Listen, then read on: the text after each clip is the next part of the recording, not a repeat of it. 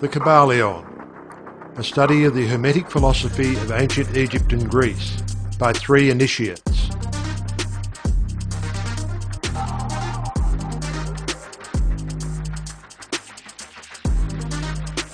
Recording by Algie Pug. The lips of wisdom are closed except to the ears of understanding. Published by the Yogi Publication Society Masonic Temple, Chicago, Illinois, 1912. Dedication to Hermes Trismegistus, known by the ancient Egyptians as the Great and Master of Masters. This little volume of Hermetic teachings is reverently dedicated. The Kybalion. Introduction. We take great pleasure in presenting to the attention of students and investigators of the secret doctrines this little work based upon the world-old Hermetic teachings.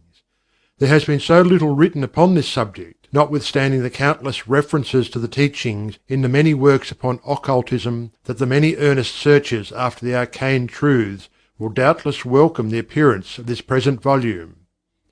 The purpose of this work is not the enunciation of any special philosophy or doctrine, but rather is to give to the students a statement of the truth that will serve to reconcile the many bits of occult knowledge that they may have acquired, but which are apparently opposed to each other, and which often serve to discourage and disgust the beginner in the study. Our intent is not to erect a new temple of knowledge, but rather to place in the hands of the student a master key with which he may open the many inner doors in the temple of mystery through the main portals he has already entered. There is no portion of the occult teachings possessed by the world which have been so closely guarded as the fragments of the Hermetic teachings which have come down to us over the tens of centuries which have elapsed since the lifetime of its great founder, Hermes Trismegistus, the scribe of the gods, who dwelt in old Egypt in the days when the present race of men was in its infancy. Contemporary with Abraham, and, if the legends be true, an instructor of that venerable sage, Hermes was, and is, the great central sun of occultism, whose rays have served to illumine the countless teachings which have been promulgated since his time. All the fundamental and basic teachings embedded in the esoteric teachings of every race may be traced back to Hermes. Even the most ancient teachings of India undoubtedly have their roots in the original Hermetic teachings. From the land of the Ganges, many advanced occultists wandered to the land of Egypt, and sat at the feet of the Master. From him they obtained the Master Key, which explained and reconciled their divergent views, and thus the secret doctrine was firmly established. From other lands also came the learned ones, all of whom regarded Hermes as the Master of Masters, and his influence was so great that, in spite of the many wanderings from the path on the part of the centuries of teachers in these different lands, there may still be found a certain basic resemblance and correspondence which underlies the many and often quite divergent theories entertained and taught by the occultists of these different lands today. The student of comparative religions will be able to perceive the influence of the Hermetic teachings in every religion worthy of the name now known to man, whether it be a dead religion or one in full vigour in our own times. There is always certain correspondence in spite of the contradictory features, and the Hermetic teachings act as the great reconciler. The life work of Hermes seems to have been in the direction of planting the great seed truth, which has grown and blossomed in so many strange forms, rather than to establish a school of philosophy which would dominate the world's thought. But, nevertheless, the original truths taught by him have been kept intact in their original purity by a few men in each age, who, refusing great numbers of half-developed students and followers, followed the Hermetic custom and reserved their truth for the few who are ready to comprehend and master it. From lip to ear the truth has been handed down among the few. There have always been a few initiates in each generation, in the various lands of the earth, who kept alive the sacred flame of the Hermetic teachings, and such have always been willing to use their lamps to relight the lesser lamps of the outside world, when the light of truth grew dim, and clouded by reason of neglect, and when the wicks became clogged with foreign matter, there were always a few to tend faithfully the altar of the truth, upon which was kept alight the perpetual lamp of wisdom. These men devoted their lives to the labour of love, which the poet has so well stated in his lines: "Oh, let not the flame die out, cherished age after age in its dark cavern, in its holy temples cherished, fed by pure ministers of love, let not the flame die out." These men have never sought popular approval, nor numbers of followers. They are indifferent to these things, for they know how few there are in each generation who are ready for the truth, or who would recognize it if it were presented to them. They reserve the strong meat for men, while others furnish the milk for babes. They reserve their pearls of wisdom for the few elect, who recognize their value, and who wear them in their crowns, instead of casting them before the materialistic vulgar swine, who would trample them in the mud, and mix them with their disgusting mental food. But still these men have never forgotten or overlooked the original teachings of Hermes, regarding the passing on of the words of truth to those ready to receive it, which teaching is stated in the Kybalion as follows: "Where fall the footsteps of the Master, the ears of those ready for his teaching open wide." And again: "When the ears of the student are ready to hear, then cometh the lips to fill them with wisdom." But their customary attitude has always been strictly in accordance with the other Hermetic aphorism, also in the Kybalion: "The lips of wisdom are closed, except to the ears of understanding." There are those who have criticized this attitude of the Hermetists, and who have claimed that they did not manifest the proper spirit in their policy of seclusion and reticence. But a moment's glance back over the pages of history will show the wisdom of the Masters, who knew the folly of attempting to teach to the world that which it was neither willing nor ready to receive. The Hermetists have never sought to be martyrs, and have instead sat silently aside with a pitying smile on their closed lips, while the heathen raged noisily about them, in their customary amusement of putting to death and torture the honest but misguided enthusiasts who imagined that they could force upon a race of barbarians the truth capable of being understood only by the elect who had advanced along the path. And the spirit of persecution has not as yet died out in the land. There are certain Hermetic teachings which, if publicly promulgated, would bring down upon the teachers a great cry of scorn and revilement from the multitude, who would again raise the cry of "Crucify! Crucify!" In this little work we have endeavoured to give you an idea of the fundamental teachings of the Kybalion, striving to give you the working principles, leaving you to apply them yourselves, rather than attempting to work out the teaching in detail.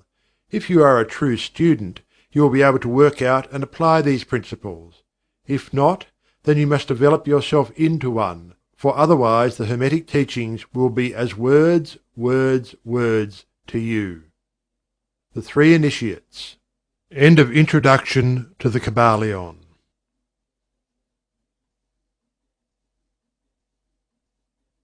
Chapter 1. The Hermetic Philosophy. The lips of wisdom are closed, except to the ears of understanding. The Kybalion. From old Egypt have come the fundamental esoteric and occult teachings which have so strongly influenced the philosophies of all races, nations and peoples for several thousand years.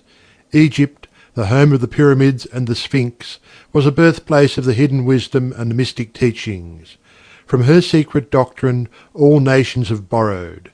India, Persia, Chaldea, Media, China, Japan, Assyria, ancient Greece and Rome, and other ancient countries partook liberally at the feast of knowledge which the hierophants and masters of the land of Isis so freely provided for those who came prepared to partake of the great store of mystic and occult lore which the master minds of that ancient land had gathered together. In ancient Egypt dwelt the great adepts and masters who have never been surpassed, and who seldom have been equalled, during the centuries that have taken their processional flight since the days of the great Hermes. In Egypt was located the great lodge of Lodges of the Mystics. At the doors of her temples entered the neophytes who afterwards, as hierophants, adepts and masters, travelled to the four corners of the earth, carrying with them the precious knowledge which they were ready, anxious and willing to pass on to those who were ready to receive the same. All students of the occult recognize the debt that they owe to these venerable masters of that ancient land. But amongst these great masters of ancient Egypt there once dwelt one of whom masters hailed as the Master of Masters. This man, if man indeed he was, dwelt in Egypt in the earliest days. He was known as Hermes Trismegistus. He was the father of the occult wisdom, the founder of astrology, the discoverer of alchemy. The details of his life story are lost to history, owing to the lapse of the years, though several of the ancient countries disputed with each other in their claims to the honour of having furnished his birthplace, and this thousands of years ago. The date of his sojourn in Egypt, in that his last incarnation on this planet, is not now known, but it has been fixed at the early days of the oldest dynasties of Egypt, long before the days of Moses. The best authorities regard him as a contemporary of Abraham, and some of the Jewish traditions go so far as to claim that Abraham acquired a portion of his mystic knowledge from Hermes himself. As the years rolled by after his passing from this plane of life, tradition recording that he lived 300 years in the flesh, the Egyptians deified Hermes and made him one of their gods, under the name of Thoth. Years after, the people of ancient Greece also made him one of their many gods, calling him Hermes, the god of wisdom. The Egyptians revered his memory for many centuries, yes, tens of centuries, calling him the scribe of the gods, and bestowing upon him distinctively his ancient title Trismegistus, which means the thrice great, the great great, the greatest great, etc. In all the ancient lands the name of Hermes Trismegistus was revered, the name being synonymous with the fount of wisdom. Even to this day we use the term hermetic in the sense of secret, sealed so that nothing can escape, etc., and this by reason of the fact that the followers of Hermes always observed the principle of secrecy in their teachings. They did not believe in casting pearls before swine, but rather held to the teaching, milk for babes, meat for strong men, both of which maxims are familiar to readers of the Christian scriptures, but both of which had been used by the Egyptians for centuries before the Christian era. And this policy of careful dissemination of the truth has always characterized the Hermetics, even unto the present day. The Hermetic teachings are to be found in all lands, among all religions, but never identified with any particular country, nor with any particular religious sect. This is because of the warning of the ancient teachers against allowing the secret doctrine to become crystallized into a creed. The wisdom of this caution is apparent to all students of history. The ancient occultism of India and Persia degenerated, and was largely lost, owing to the fact that the teachers became priests, and so mixed theology with the philosophy, the result being that the occultism of India and Persia has been gradually lost amidst the mass of religious superstition cults, creeds and gods. So it was with ancient Greece and Rome. So it was with the Hermetic teachings of the Gnostics and early Christians, which were lost at the time of Constantine, whose iron hand smothered philosophy with the blanket of theology, losing to the Christian Church that which was its very essence and spirit, and causing it to grope throughout several centuries before it found the way back to its ancient faith, the indications apparent to all careful observers in this 20th century being that the Church is now struggling to get back to its ancient mystic teachings. But there were always a few faithful souls who kept alive the flame, tending it carefully, and not allowing its light to become extinguished. And thanks to these staunch hearts and fearless minds, we have the truth still with us. But it is not found in books, to any great extent. It has been passed along from master to student, from initiate to hierophant, from lip to ear. When it was written down at all, its meaning was veiled in terms of alchemy and astrology, so that only those possessing the key could read it aright. This was made necessary in order to avoid the persecutions of the theologians of the Middle Ages, who fought the secret doctrine with fire and sword, stake, gibbet, and cross. Even to this day there will be found but few reliable books on the Hermetic philosophy, although there are countless references to it in many books written on various phases of occultism. And yet the Hermetic philosophy is the only master key which will open all the doors of the occult teachings. In the early days there was a compilation of certain basic Hermetic doctrines, passed on from teacher to student, which was known as the Kybalion, the exact significance and meaning of the term having been lost for several centuries. This teaching, however, is known to many to whom it has descended, from mouth to ear, on and on throughout the centuries. Its precepts have never been written down or printed, so far as we know. It was merely a collection of maxims, axioms, and precepts, which were non-understandable to outsiders, but which were readily understood by students, after the axioms, maxims, and precepts had been explained and exemplified by the Hermetic initiates to their neophytes. These teachings really constituted the basic principles of the art of Hermetic alchemy, which, contrary to general belief, dealt in the mastery of mental forces rather than material elements, the transmutation of one kind of mental vibrations into others, instead of the changing of one kind of metal into another. The legends of the Philosopher's Stone, which would turn base metal into gold, was an allegory relating to Hermetic philosophy, readily understood by all students of true Hermeticism. In this little book, of which this is the first lesson, we invite our students to examine into the Hermetic teachings as set forth in the Kybalion, and as explained by ourselves, humble students of the teachings, who, while bearing the title of initiates, are still students at the feet of Hermes, the Master. We herein give you many of the maxims, axioms, and precepts of the Kybalion, accompanied by explanations and illustrations which we deem likely to render the teachings more easily comprehended by the modern student, particularly as the original text is purposely veiled in obscure terms.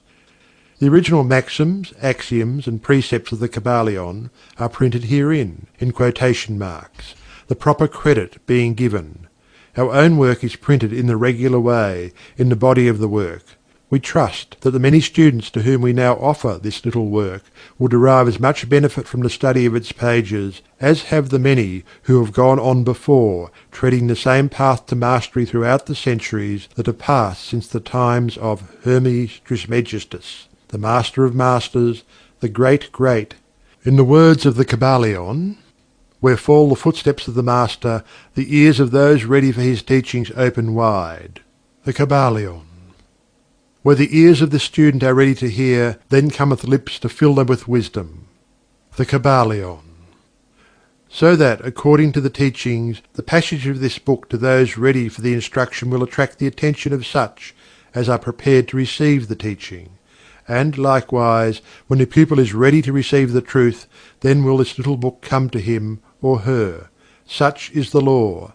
The Hermetic principle of cause and effect, in its aspect of the law of attraction, will bring lips and ear together, pupil and book in company. So mote it be. End of Chapter 1 of the Kybalion by 3 Initiates. Chapter 2. The 7 Hermetic Principles. The principles of truth are 7. He who knows these, understandingly, possesses the magic key before whose touch all the doors of the temple fly open. The Kybalion. The 7 Hermetic principles, upon which the entire Hermetic philosophy is based, are as follows. 1. The Principle of Mentalism. 2. The Principle of Correspondence. 3. The Principle of Vibration. 4. The Principle of Polarity. 5. The Principle of Rhythm. 6. The Principle of Cause and Effect. 7. The Principle of Gender. These 7 principles will be discussed and explained as we proceed with these lessons. A short explanation of each, however, may as well be given at this point. 1. The Principle of Mentalism. The All is Mind. The Universe is Mental. The Kybalion. This principle embodies the truth that all is mind.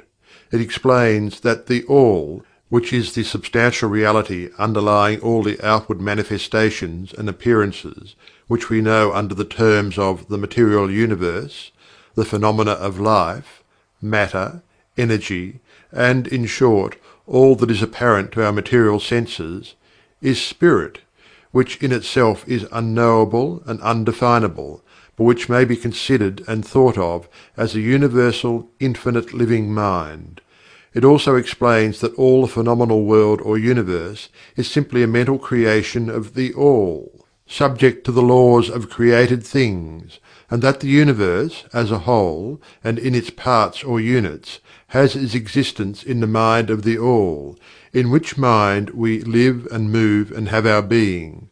This principle, by establishing the mental nature of the universe, easily explains all of the varied mental and psychic phenomena that occupy such a large portion of the public attention, and which, without such explanation, are non-understandable and defy scientific treatment. An understanding of this great Hermetic principle of mentalism enables the individual to readily grasp the laws of the mental universe, and to apply the same to his well-being and advancement.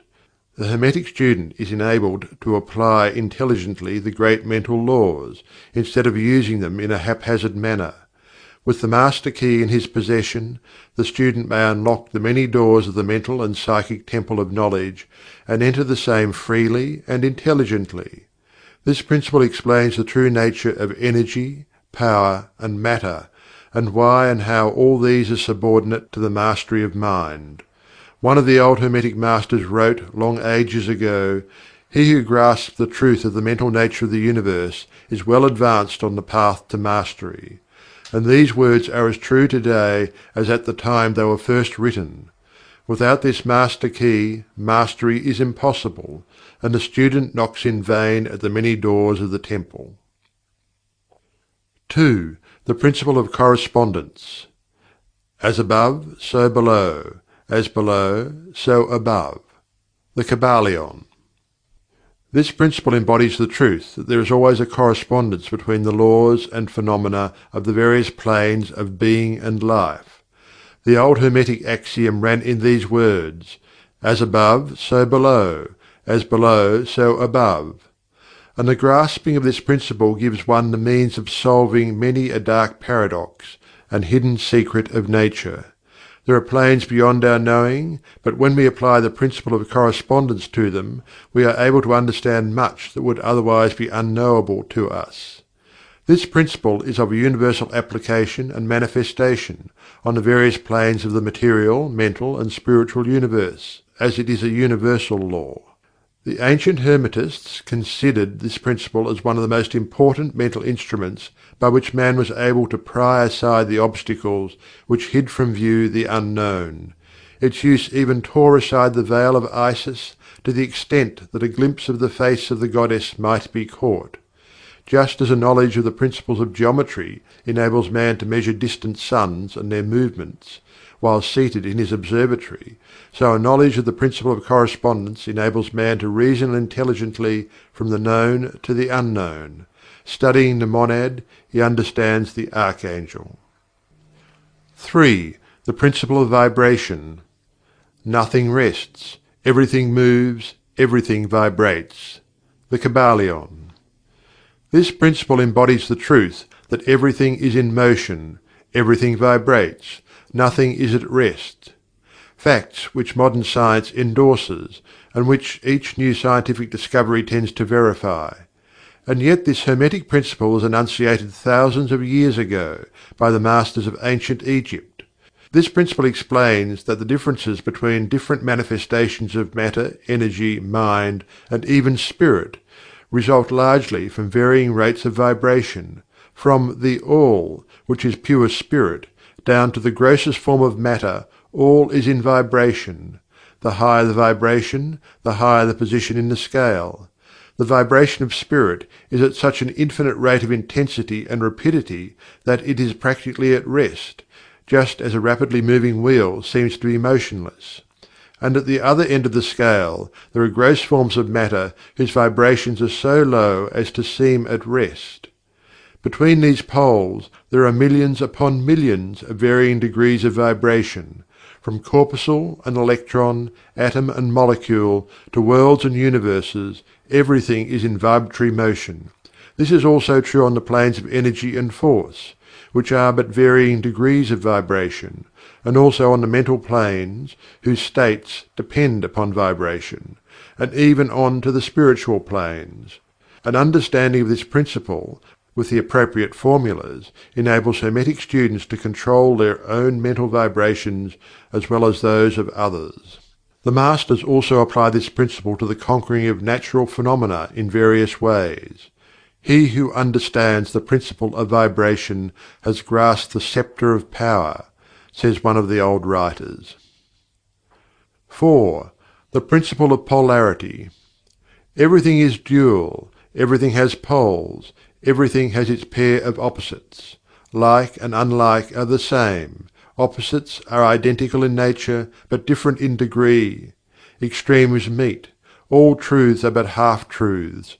All paradoxes may be reconciled. The Kybalion. This principle embodies the truth that everything is dual, everything has two poles, everything has its pair of opposites, all of which were old Hermetic axioms. It explains the old paradoxes that have perplexed so many, which have been stated as follows: thesis and antithesis are identical in nature, but different in degree. Opposites are the same, differing only in degree. The pairs of opposites may be reconciled. Extremes meet. Everything is and isn't at the same time. All truths are but half-truths. Every truth is half false. There are two sides to everything, etc., etc., etc. It explains that in everything there are two poles, or opposite aspects, and that opposites are really only the two extremes of the same thing, with many varying degrees between them. To illustrate, heat and cold, although opposites, are really the same thing, the differences consisting merely of degrees of the same thing. Look at your thermometer and see if you can discover where heat terminates and cold begins. There is no such thing as absolute heat or absolute cold. The two terms heat and cold simply indicate varying degrees of the same thing, and that same thing which manifests as heat and cold is merely a form, variety, and rate of vibration. So heat and cold are simply the two poles of that which we call heat, and the phenomena attendant thereupon are manifestations of the principle of polarity. The same principle manifests in the case of light and darkness, which are the same thing, the difference consisting in the varying degrees between the two poles of the phenomena. Where does darkness leave off, and light begin? What is the difference between large and small, between hard and soft, between black and white, between sharp and dull, between noise and quiet, between high and low, between positive and negative? The principle of polarity explains these paradoxes, and no other principle can supersede it. The same principle operates on the mental plane. Let us take a radical and extreme example, that of love and hate, two mental states apparently totally different. Yet there are degrees of hate and degrees of love, and a middle point in which we use the terms like or dislike, which shade into each other so gradually that sometimes we are at a loss to know whether we like or dislike, or neither. And all are simply degrees of the same thing, as you will see if you will but think a moment. And more than this, and considered of more importance by the Hermetists, it is possible to change the vibrations of hate to the vibrations of love, in one's own mind, and in the minds of others. Many of you who read these lines have had personal experiences of the involuntary rapid transition from love to hate, and the reverse, in your own case and that of others. And you will therefore realize the possibility of this being accomplished by the use of the will, by means of the Hermetic formulas. Good and evil are but the poles of the same thing, and the Hermetist understands the art of transmuting evil into good, by means of an application of the principle of polarity. In short, the art of polarization becomes a phase of mental alchemy, known and practiced by the ancient and modern Hermetic masters. An understanding of the principle will enable one to change his own polarity as well as that of others, if he will devote the time and study necessary to master the art. 5. The Principle of Rhythm. Everything flows in and out. Everything has its tides. All things rise and fall. The pendulum's swing manifests in everything. The measure of the swing to the right is a measure of the swing to the left. Rhythm compensates. The Kybalion. This principle embodies the truth that in everything there is manifested a measured motion, to and fro, a flow and inflow, a swing backward and forward, a pendulum-like movement, a tide-like ebb and flow, a high tide and low tide, between the two poles which exist in accordance with the principle of polarity described a moment ago. There is always an action and a reaction, an advance and a retreat, a rising and a sinking. This is in the affairs of the universe, suns, worlds, men, animals, mind, energy, and matter. This law is manifest in the creation and destruction of worlds, in the rise and fall of nations, in the life of all things, and finally in the mental states of man, and it is with this latter that the Hermetists find the understanding of the principle most important. The Hermetists have grasped this principle, finding its universal application, and have also discovered certain means to overcome its effects in themselves by the use of the appropriate formulas and methods. They apply the mental law of neutralization. They cannot annul the principle or cause it to cease its operation, but they have learnt how to escape its effects upon themselves, to a certain degree depending upon the mastery of the principle. They have learned how to use it, instead of being used by it. In this and similar methods consists the art of the Hermetists. The master of Hermetics polarizes himself at the point at which he desires to rest, and then neutralizes the rhythmic swing of the pendulum, which would tend to carry him to the other pole. All individuals who have attained any degree of self-mastery do this to a certain degree, more or less unconsciously, but the master does this consciously and by the use of his will, and attains a degree of poise and mental firmness almost impossible of belief on the part of the masses, who are swung backward and forward like a pendulum. This principle and that of polarity have been closely studied by the Hermetists, and the methods of counteracting, neutralizing, and using them form an important part of the Hermetic mental alchemy. 6. The Principle of Cause and Effect. Every cause has its effect, every effect has its cause, everything happens according to law. Chance is but a name for law not recognized. There are many planes of causation, but nothing escapes the law. The Kybalion. This principle embodies the fact that there is a cause for every effect, an effect from every cause. It explains that everything happens according to law, that nothing ever merely happens, that there is no such thing as chance, that while there are various planes of cause and effect, the higher dominating the lower planes, still nothing ever entirely escapes the law. The Hermetists understand the art and methods of rising above the ordinary plane of cause and effect, to a certain degree, and by mentally rising to a higher plane, they become causes instead of effects. The masses of people are carried along, obedient to environment, the wills and desires of others stronger than themselves, heredity, suggestion, and other outward causes moving them about like pawns on the chessboard of life.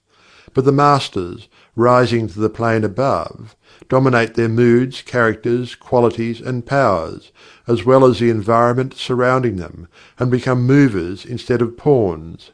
They help to play the game of life, instead of being played and moved about by other wills and environment. They use the principle, instead of being its tools.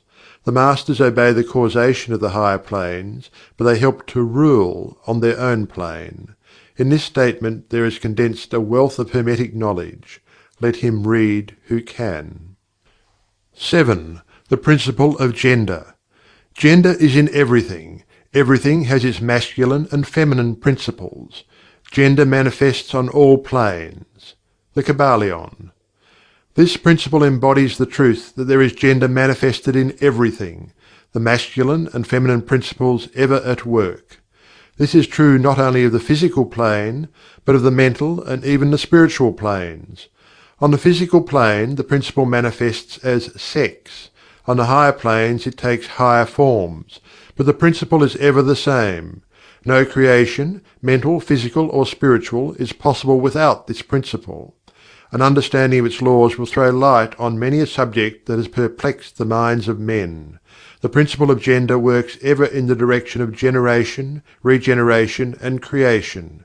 Everything and every person contains the two elements or principles, or this great principle within it, him or her. Every male thing has the female element also. Every female contains also the male principle. If you would understand the philosophy of mental and spiritual creation, generation, and regeneration, you must understand and study this Hermetic principle. It contains the solution of many mysteries of life. We caution you that this principle has no reference to the many base, pernicious, and degrading lustful theories, teachings, and practices, which are taught under fanciful titles, and which are a prostitution of the great natural principle of gender. Such base revivals of the ancient infamous forms of phallicism tend to ruin mind, body, and soul, and the Hermetic philosophy has ever sounded the warning note against these degraded teachings which tend towards lust, licentiousness, and perversion of nature's principles. If you seek such teachings, you must go elsewhere for them. Hermeticism contains nothing for you along these lines. To the pure, all things are pure. To the base, all things are base. End of chapter 2 of the Kybalion by 3 Initiates. Chapter 3. Mental Transmutation. Mind, as well as metals and elements, may be transmuted from state to state, degree to degree, condition to condition, pole to pole, vibration to vibration. True Hermetic transmutation is a mental art. The Kybalion.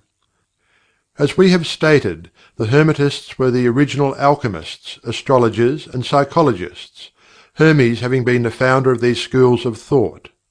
From astrology has grown modern astronomy, from alchemy has grown modern chemistry, from the mystic psychology has grown the modern psychology of the schools.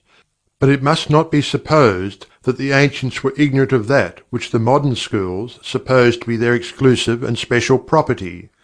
The records engraved on the stones of ancient Egypt show conclusively that the ancients had a full comprehensive knowledge of astronomy, the very building of the pyramids showing the connection between their design and the study of astronomical science. Nor were they ignorant of chemistry, for the fragments of the ancient writings show that they were acquainted with the chemical properties of things.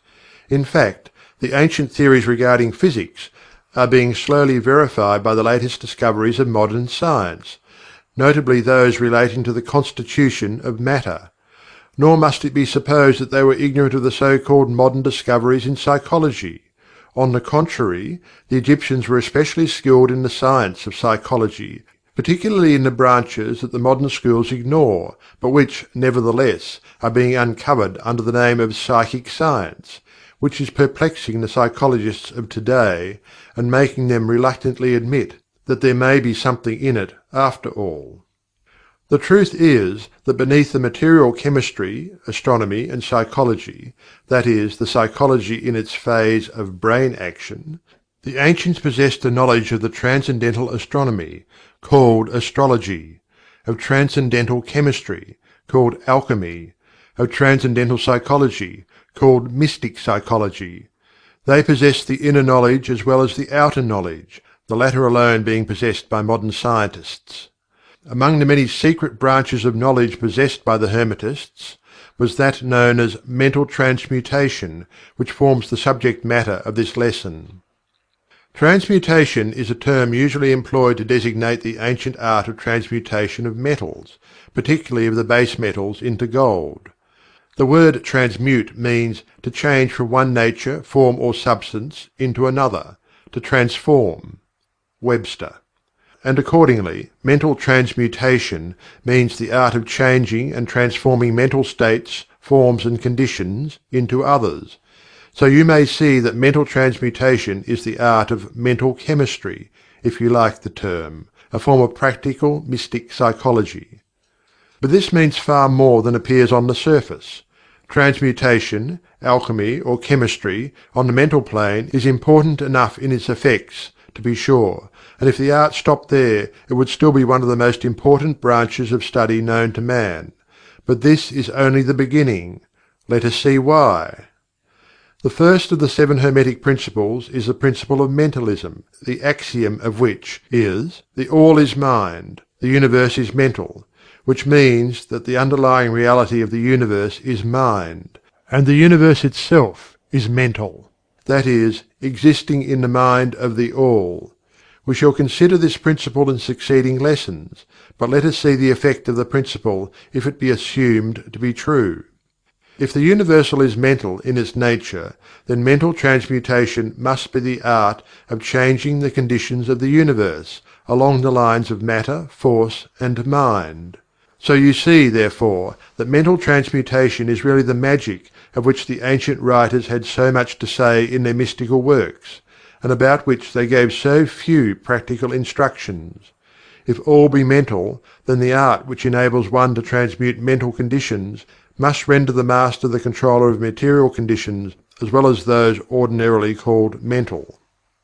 As a matter of fact, none but advanced mental alchemists have been able to attain the degree of power necessary to control the grosser physical conditions, such as the control of the elements of nature, the production or cessation of tempests, the production and cessation of earthquakes and other great physical phenomena. But that such men have existed, and do exist today, is a matter of earnest belief to all advanced occultists of all schools. That the masters exist, and have these powers, the best teachers assure their students, having had experiences which justify them in such belief and statements. These masters do not make public exhibitions of their powers, but seek seclusion from the crowds of men, in order to better work their way along the path of attainment. We mention their existence, at this point, merely to call your attention to the fact that their power is entirely mental, and operates along the lines of the higher mental transmutation, under the Hermetic Principle of Mentalism. The universe is mental. The Kybalion. But students and Hermetists of lesser degree than masters, the initiates and teachers, are able to freely work along the mental plane in mental transmutation. In fact, all that we call psychic phenomena, mental influence, mental science, new thought phenomena, etc., operates along the same general lines, for there is but one principle involved, no matter by what name the phenomena be called.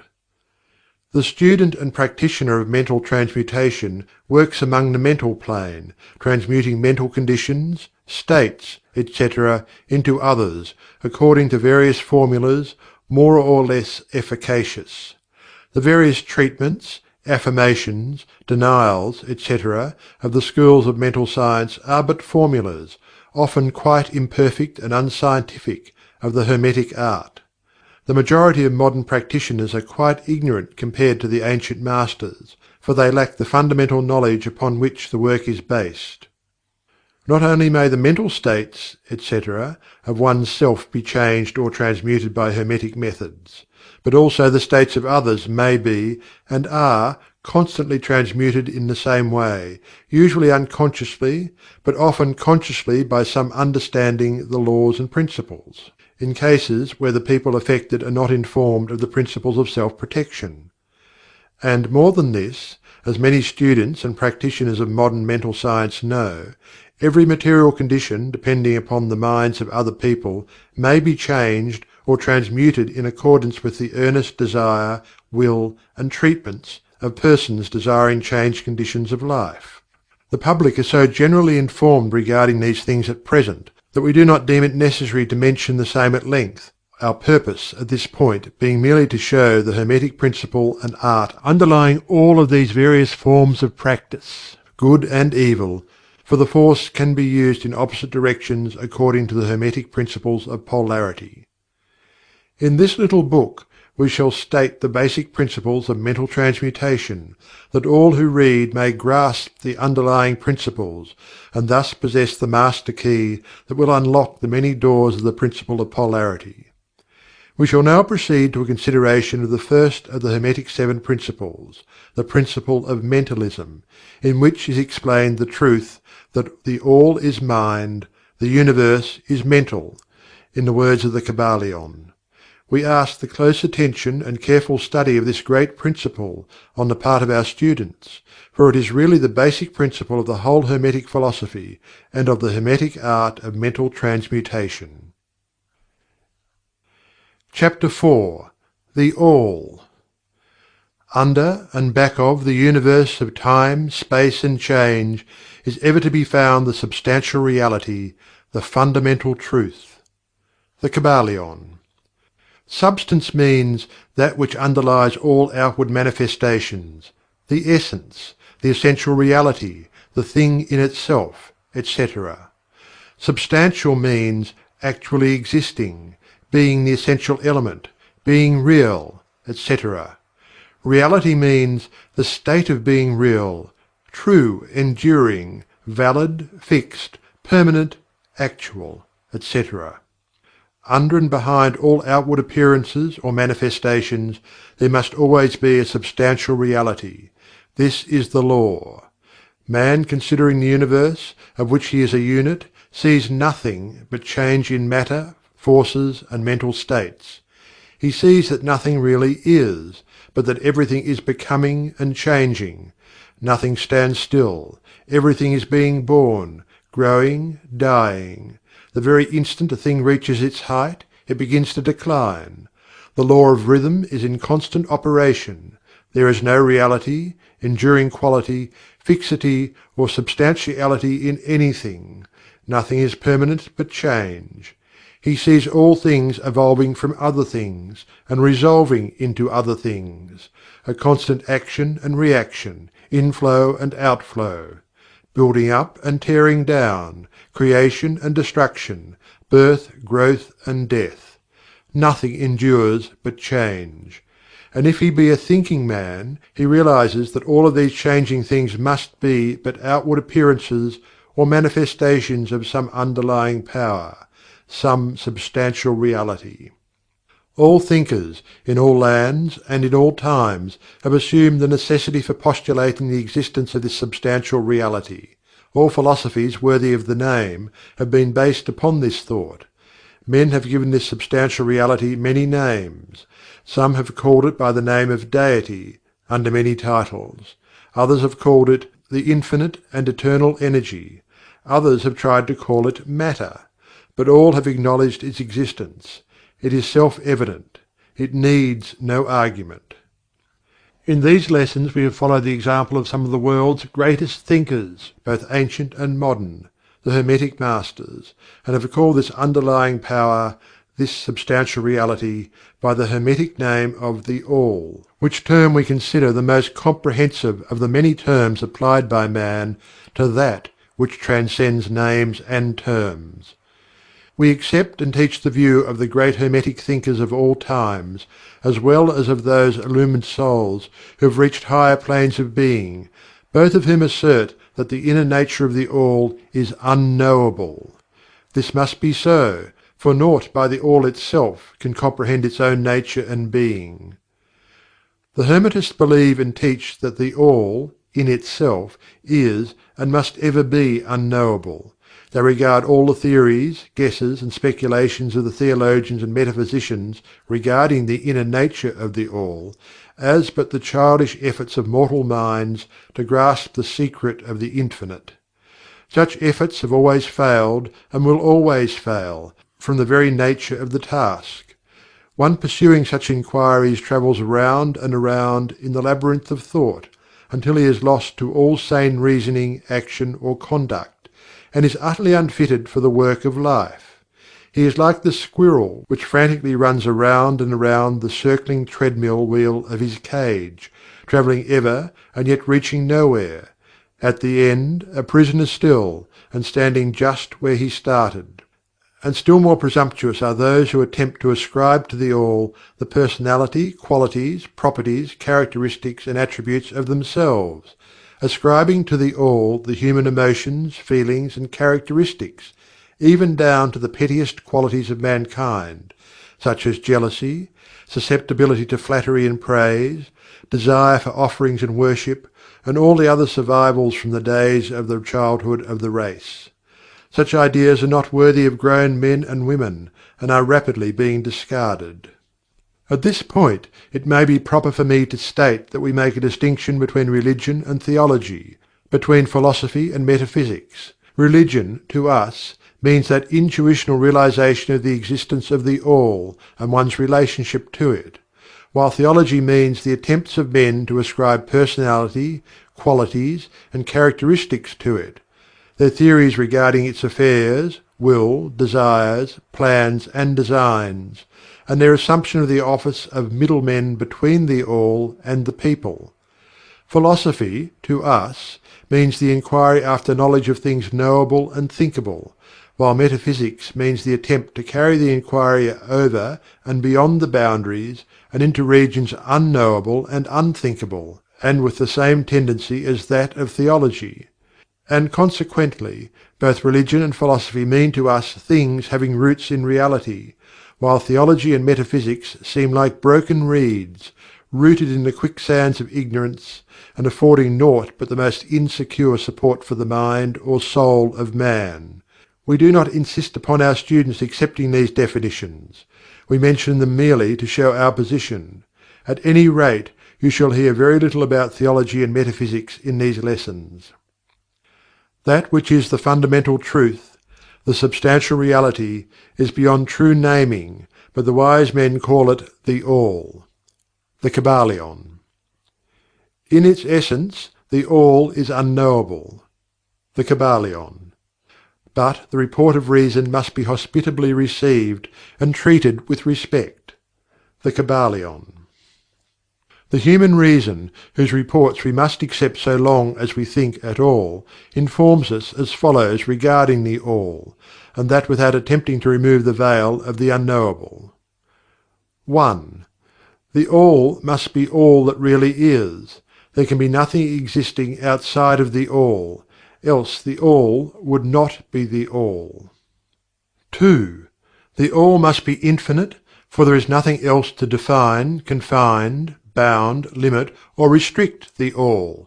It must be infinite in time, or eternal.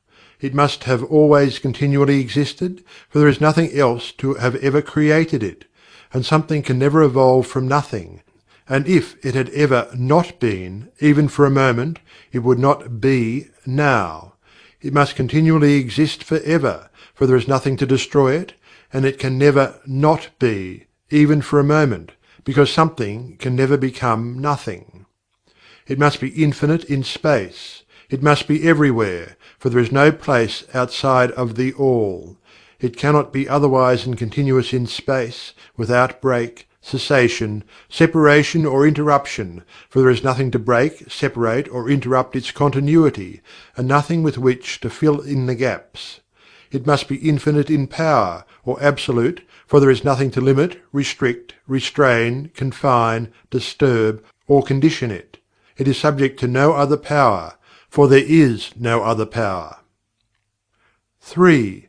The All must be immutable, or not subject to change in its real nature, for there is nothing to work changes upon it, nothing into which it could change, nor from which it could have changed.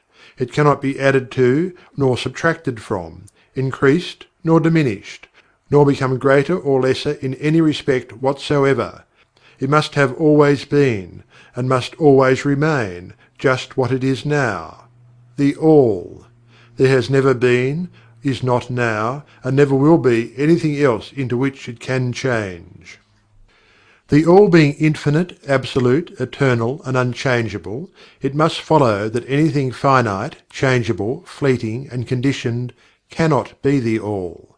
And as there is nothing outside of the All, in reality, then any and all such finite things must be as nothing in reality. Now do not become befogged nor frightened. We are not trying to lead you into the Christian Science field under cover of Hermetic Philosophy. There is a reconciliation of this apparently contradictory state of affairs. Be patient. We will reach it in time. We see around us that which is called matter, which forms the physical foundation of all forms. Is the All merely matter? Not at all. Matter cannot manifest life or mind, and as life and mind are manifested in the universe, the All cannot be matter, for nothing rises higher than its own source. Nothing is ever manifested in an effect that is not in the cause. Nothing is evolved as a consequence that is not involved as an antecedent. And then modern science informs us that there is really no such thing as matter, that what we call matter is merely interrupted energy or force, that is, energy or force at a low rate of vibration. As a recent writer has said, matter has melted into mystery. Even material science has abandoned the theory of matter, and now rests upon the basis of energy. Then is the All mere energy or force? Not energy or force as the materialists use the terms, for their energy and force are blind, mechanical things, devoid of life or mind. Life and mind can never evolve from blind energy or force, for the reason given a moment ago. Nothing can rise higher than its source. Nothing is evolved unless it is involved. Nothing manifests in the effect unless it is in the cause. And so the All cannot be mere energy or force, for, if it were, then there would be no such things as life and mind in existence, and we know better than that, for we are alive and using mind to consider this very question, and so are those who claim that energy or force is everything. What is there then higher than matter or energy that we know to be existent in the universe? Life and mind. Life and mind in all their varying degrees of unfoldment. Then, you ask, do you mean to tell us that the All is life and mind? Yes and no, is our answer. If you mean life and mind as we poor petty mortals know them, we say no. The All is not that. But what kind of life and mind do you mean, you ask? The answer is living mind, as far above that which mortals know by those words as life and mind are higher than mechanical forces or matter. Infinite living mind as compared to finite life and mind. We mean that which the illumined souls mean when they reverently pronounce the word Spirit. The All is infinite living mind. The illumined call it Spirit. End of chapter 4 of the Kybalion, by 3 initiates. Chapter 5. The Mental Universe. The universe is mental, held in the mind of the All. The Kybalion. The All is Spirit. But what is Spirit? This question cannot be answered, for the reason that its definition is practically that of the All, which cannot be explained or defined. Spirit is simply a name that men give to the highest conception of infinite living mind. It means the real essence. It means living mind, as much superior to life and mind as we know them, as the latter are superior to mechanical energy and matter. Spirit transcends our understanding, and we use the term merely that we may think or speak of the All.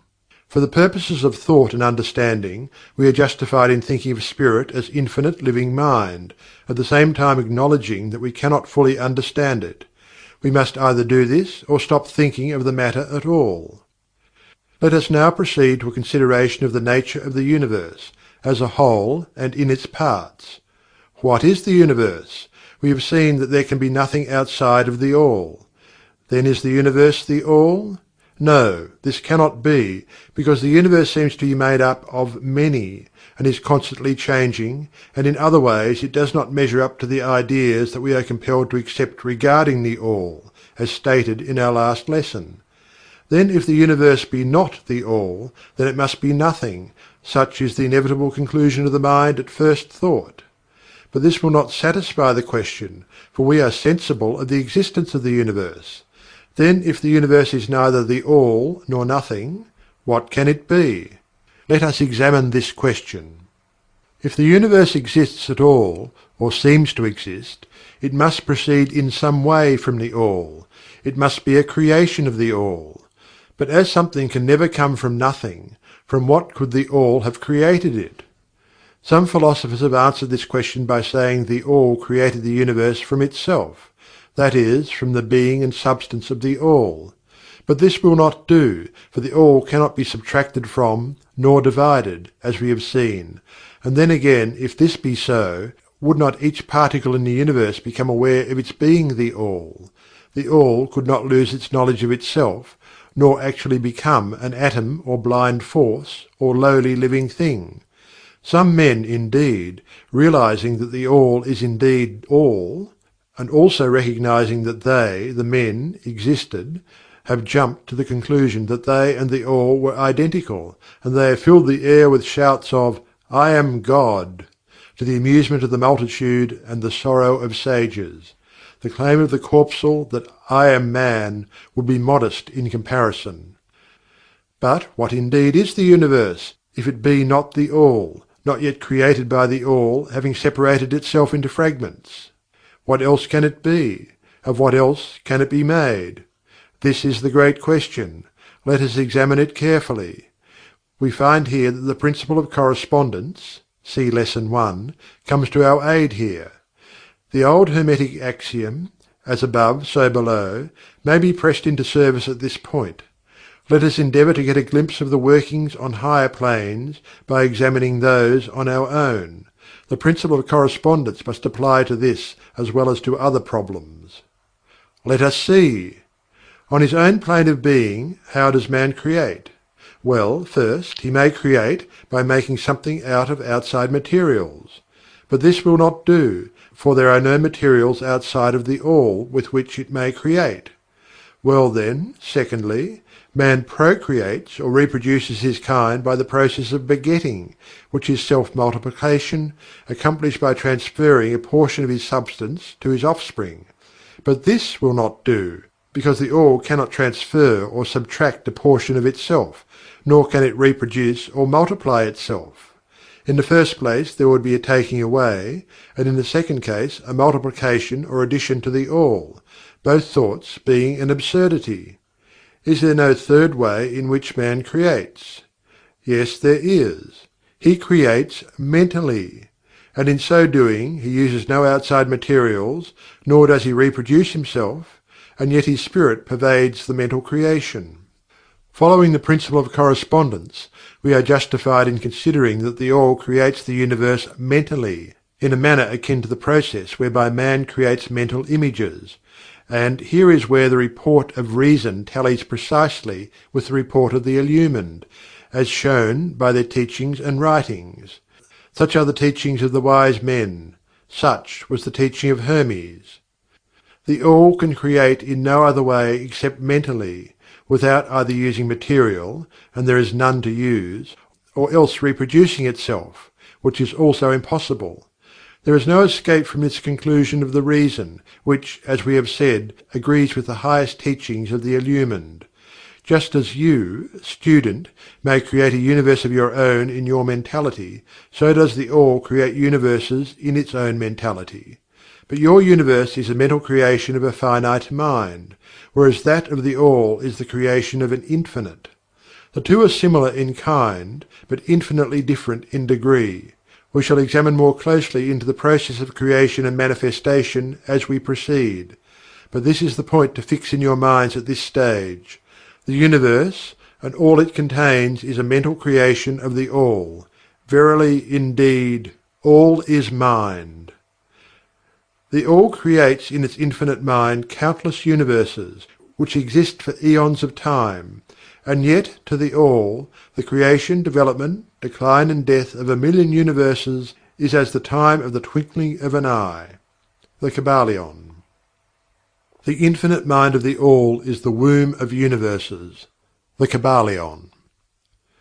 The principle of gender, see Lesson 1 and other lessons to follow, is manifested on all planes of life, material, mental and spiritual. But, as we have said before, gender does not mean sex. Sex is merely a material manifestation of gender. Gender means relating to generation or creation, and wherever anything is generated or created on any plane, the principle of gender must be manifested, and this is true even in the creation of universes. Now do not jump to the conclusion that we are teaching that there is a male and female God, or Creator. That idea is merely a distortion of the ancient teachings on the subject. The true teaching is that the All, in itself, is above gender, as it is above every other law, including those of time and space. It is the law, from which the laws proceed, and it is not subject to them. But when the All manifests on the plane of generation or creation, then it acts according to law and principle, for it is moving on a lower plane of being, and consequently it manifests the principle of gender, in its masculine and feminine aspects, on the mental plane, of course. This idea may seem startling to some of you who hear it for the first time, but you have all really passively accepted it in your everyday conceptions. You speak of the fatherhood of God, and the motherhood of nature, of God the Divine Father, and nature the Universal Mother, and have thus instinctively acknowledged the principle of gender in the universe. Is this not so? But the Hermetic teaching does not imply a real duality. The All is One. The two aspects are merely aspects of manifestation. The teaching is that the masculine principle manifested by the All stands, in a way, apart from the actual mental creation of the universe. It projects its will toward the feminine principle, which may be called Nature, whereupon the latter begins the actual work of the evolution of the universe, from simple centers of activity on to man, then on and on still higher, all according to well established and firmly enforced laws of nature. If you prefer the old figures of thought, you may think of the masculine principle as God the Father, and of the feminine principle as Nature, the Universal Mother, from whose womb all things have been born. This is more than a mere poetic figure of speech. It is an idea of the actual process of the creation of the universe. But always remember that the All is but One, and that in its infinite mind the universe is generated, created, and exists. It may help you to get the proper idea if you will apply the law of correspondence to yourself and your own mind. You know that the part of you which you call I, in a sense, stands apart and witnesses the creation of mental images in your own mind. The part of your mind in which the mental generation is accomplished may be called the Me, in distinction from the I, which stands apart and witnesses and examines the thoughts, ideas and images of the Me. As above, so below, remember? And the phenomena of one plane may be employed to solve the riddles of higher or lower planes. Is it any wonder that you, the child, feel that instinctive reverence for the All, which feeling we call religion, that respect and reverence for the Father Mind? Is it any wonder that, when you consider the works and wonders of nature, you are overcome with a mighty feeling which has its roots away down in your inmost being? It is the Mother Mind that you are pressing close up to, like a babe to the breast. Do not make the mistake of supposing that the little world you see around you, the earth, which is a mere grain of dust in the universe, is the universe itself. There are millions upon millions of such worlds, and greater, and there are millions and millions of such universes in existence within the infinite mind of the All. And even in our own little solar system there are regions and planes of life far higher than ours, and beings compared to which we earth-bound mortals are as the slimy life forms that dwell on the ocean's bed when compared to man. There are beings with powers and attributes higher than man has ever dreamed of the gods possessing. And yet these beings were once as you, and still lower, and you will be even as they, and still higher in time, for such is the destiny of man as reported by the illumined. And death is not real, even in the relative sense. It is but birth to a new life, and you shall go on, and on, and on, and on, to higher and still higher planes of life, for eons upon eons of time. The universe is your home, and you shall explore its farthest recesses before the end of time. You are dwelling in the infinite mind of the All, and your possibilities and opportunities are infinite, both in time and space. And at the end of the grand cycle of eons, when the All shall draw back into itself all of its creations, you will go gladly, for you will then be able to know the whole truth of being at one with the All. Such is the report of the illumined. those who have advanced well along the path. And in the meantime, rest calm and serene, you are safe and protected by the infinite power of the Father-Mother Mind. Within the Father-Mother Mind, mortal children are at home. The Kybalion. There is not one who is fatherless nor motherless in the universe. The Kybalion. End of Chapter 5 of the Kybalion, by 3 Initiates. Chapter 6. The Divine Paradox. The half-wise, recognizing the comparative unreality of the universe, imagine that they may defy its laws. Such are vain and presumptuous fools, and they are broken against the rocks and torn asunder by the elements by reason of their folly. The truly wise, knowing the nature of the universe, use law against laws, the higher against the lower, and by the art of alchemy transmute that which is undesirable into that which is worthy, and thus triumph. Mastery consists not in abnormal dreams, visions, and fantastic imaginings or living, but in using the higher forces against the lower, escaping the pains of the lower planes by vibrating on the higher. Transmutation, not presumptuous denial, is the weapon of the Master. The Kybalion. This is the paradox of the universe, resulting from the Principle of Polarity which manifests when the All begins to create. Hearken to it, for it points the difference between half-wisdom and wisdom. While to the infinite All, the universe, its laws, its powers, its life, its phenomena, are as things witnessed in the state of meditation or dream, yet to all that is finite, the universe must be treated as real, and life, and action, and thought must be based thereupon accordingly, although with an ever-increasing understanding of the higher truth, each according to its own planes and laws. Were the All to imagine that the universe were indeed reality, then woe to the universe, for then there would be no escape from lower to higher, divineward. Then would the universe become a fixity, and progress would become impossible. And if man, owing to half-wisdom, acts and lives and thinks of the universe as merely a dream, akin to his own finite dreams, then indeed does it so become for him, and like a sleep-walker he stumbles ever around and around in a circle, making no progress, and being forced into an awakening at last by his falling bruised and bleeding over the natural laws which he ignored. Keep your mind ever on the star, but let your eyes watch over your footsteps, lest you fall into the mire by reason of your upward gaze. Remember the divine paradox, that while the universe is not, still it is. Remember ever the two poles of truth, the absolute and the relative. Beware of half-truths. What Hermetists know as the law of paradox is an aspect of the principle of polarity.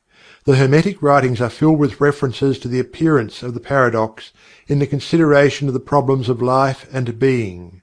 The teachers are constantly warning their students against the error of omitting the other side of any question, and their warnings are particularly directed to the problems of the absolute and the relative, which perplex all students of philosophy, and which cause so many to think and act contrary to what is generally known as common sense. And we caution all students to be sure to grasp the divine paradox of the absolute and relative, lest they become entangled in the mire of the half-truth. With this in view, this particular lesson has been written. Read it carefully. The first thought that comes to the thinking man after he realizes the truth that the universe is a mental creation of the All, is that the universe and all that it contains is a mere illusion, an unreality, against which idea his instincts revolt. But this, like all other great truths, must be considered both from the absolute and the relative points of view. From the absolute viewpoint, of course, the universe is in the nature of an illusion, a dream, a phantasmagoria, as compared to the All in itself. We recognize this even in our ordinary view, for we speak of the world as a fleeting show, that comes and goes, is born and dies. For the element of impermanence and change, finiteness and unsubstantiality, must ever be connected with the idea of a created universe when it is contrasted with the idea of the All. no matter what may be our beliefs concerning the nature of both. Philosopher, metaphysician, scientist and theologian all agree upon this idea, and the thought is found in all forms of philosophical thought and religious conceptions, as well as in the theories of the respective schools of metaphysics and theology. So, the Hermetic teachings do not preach the unsubstantiality of the universe in any stronger terms than those more familiar to you, though their presentation of the subject may seem somewhat more startling. Anything that has a beginning and an ending must be, in a sense, unreal and untrue, and the universe comes under the rule, in all schools of thought.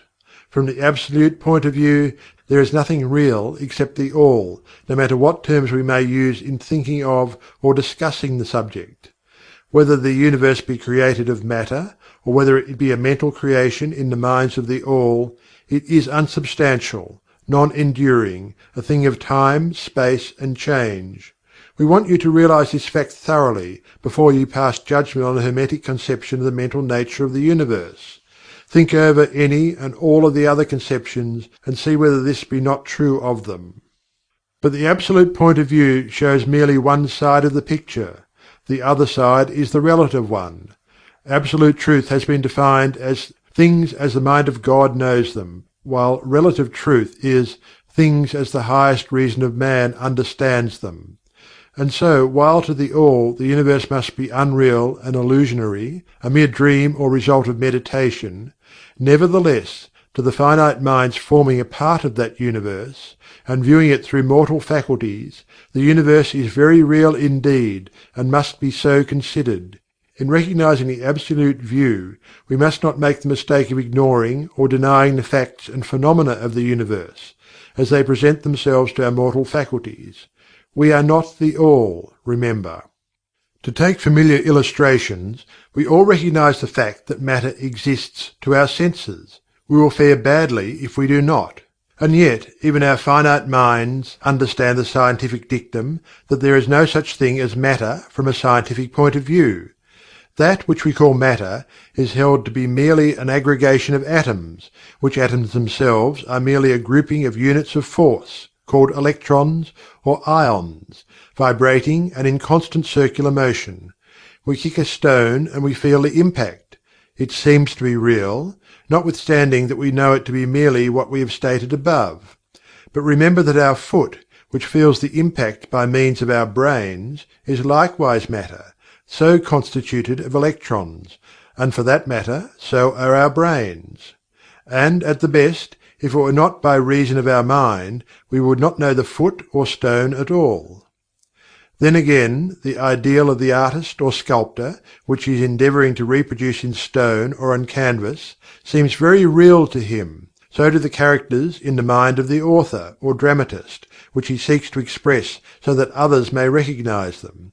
And if this be true in the case of our finite minds, what must be the degree of reality in the mental images created in the mind of the Infinite? Oh friends, to mortals this universe of mentality is very real indeed. It is the only one we can ever know, though we rise from plane to plane, higher and higher in it.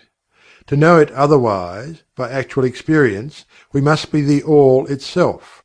It is true that the higher we rise in the scale, the nearer to the mind of the Father we reach, the more apparent becomes the illusory nature of finite things, but not until the All finally withdraws us into itself does the vision actually vanish. So we need not dwell upon the feature of illusion. Rather let us, recognizing the real nature of the universe, seek to understand its mental laws, and endeavor to use them to the best effect in our upward progress through life, as we travel from plane to plane of being. The laws of the universe are none less iron laws because of the mental nature. All except the All are bound by them. What is in the infinite mind of the All is real, in a degree second only to that reality itself which is vested in the nature of the All. So do not feel insecure or afraid. We are all held firmly in the infinite mind of the All, and there is naught to hurt us or for us to fear. There is no power outside of the All to affect us, so we may rest calm and secure. There is a world of comfort and security in this realization when once attained. Then calm and peaceful do we sleep, rocked in the cradle of the deep, resting safely on the bosom of the ocean of infinite mind, which is the All. In the All, indeed, do we live and move and have our being. Matter is none the less matter to us, while we dwell on the plane of matter, although we know it to be merely an aggregation of electrons or particles of force, vibrating rapidly and gyrating round each other in the formations of atoms. The atoms in turn vibrating and gyrating, forming molecules, which latter in turn form larger masses of matter. Nor does matter become less matter when we follow the inquiry still further, and learn from the Hermetic teachings that the force of which the electrons are but units is merely a manifestation of the mind of the All, and like all else in the universe is purely mental in its nature. While on the plane of matter we must recognize its phenomena, we may control matter, as all masters of higher or lesser degree do, but we do so by applying the higher forces. We commit a folly when we attempt to deny the existence of matter in the relative aspect. We may deny its mastery over us, and rightly so, but we should not attempt to ignore it in its relative aspect, at least so long as we dwell upon its plane. Nor do the laws of nature become less constant or effective when we know them, likewise, to be merely mental creations. They are in full effect on the various planes. We overcome the lower laws by applying still higher ones, and in this way only. But we cannot escape law or rise above it entirely. Nothing but the All can escape law, and that because the All is law itself, from which all laws emerge.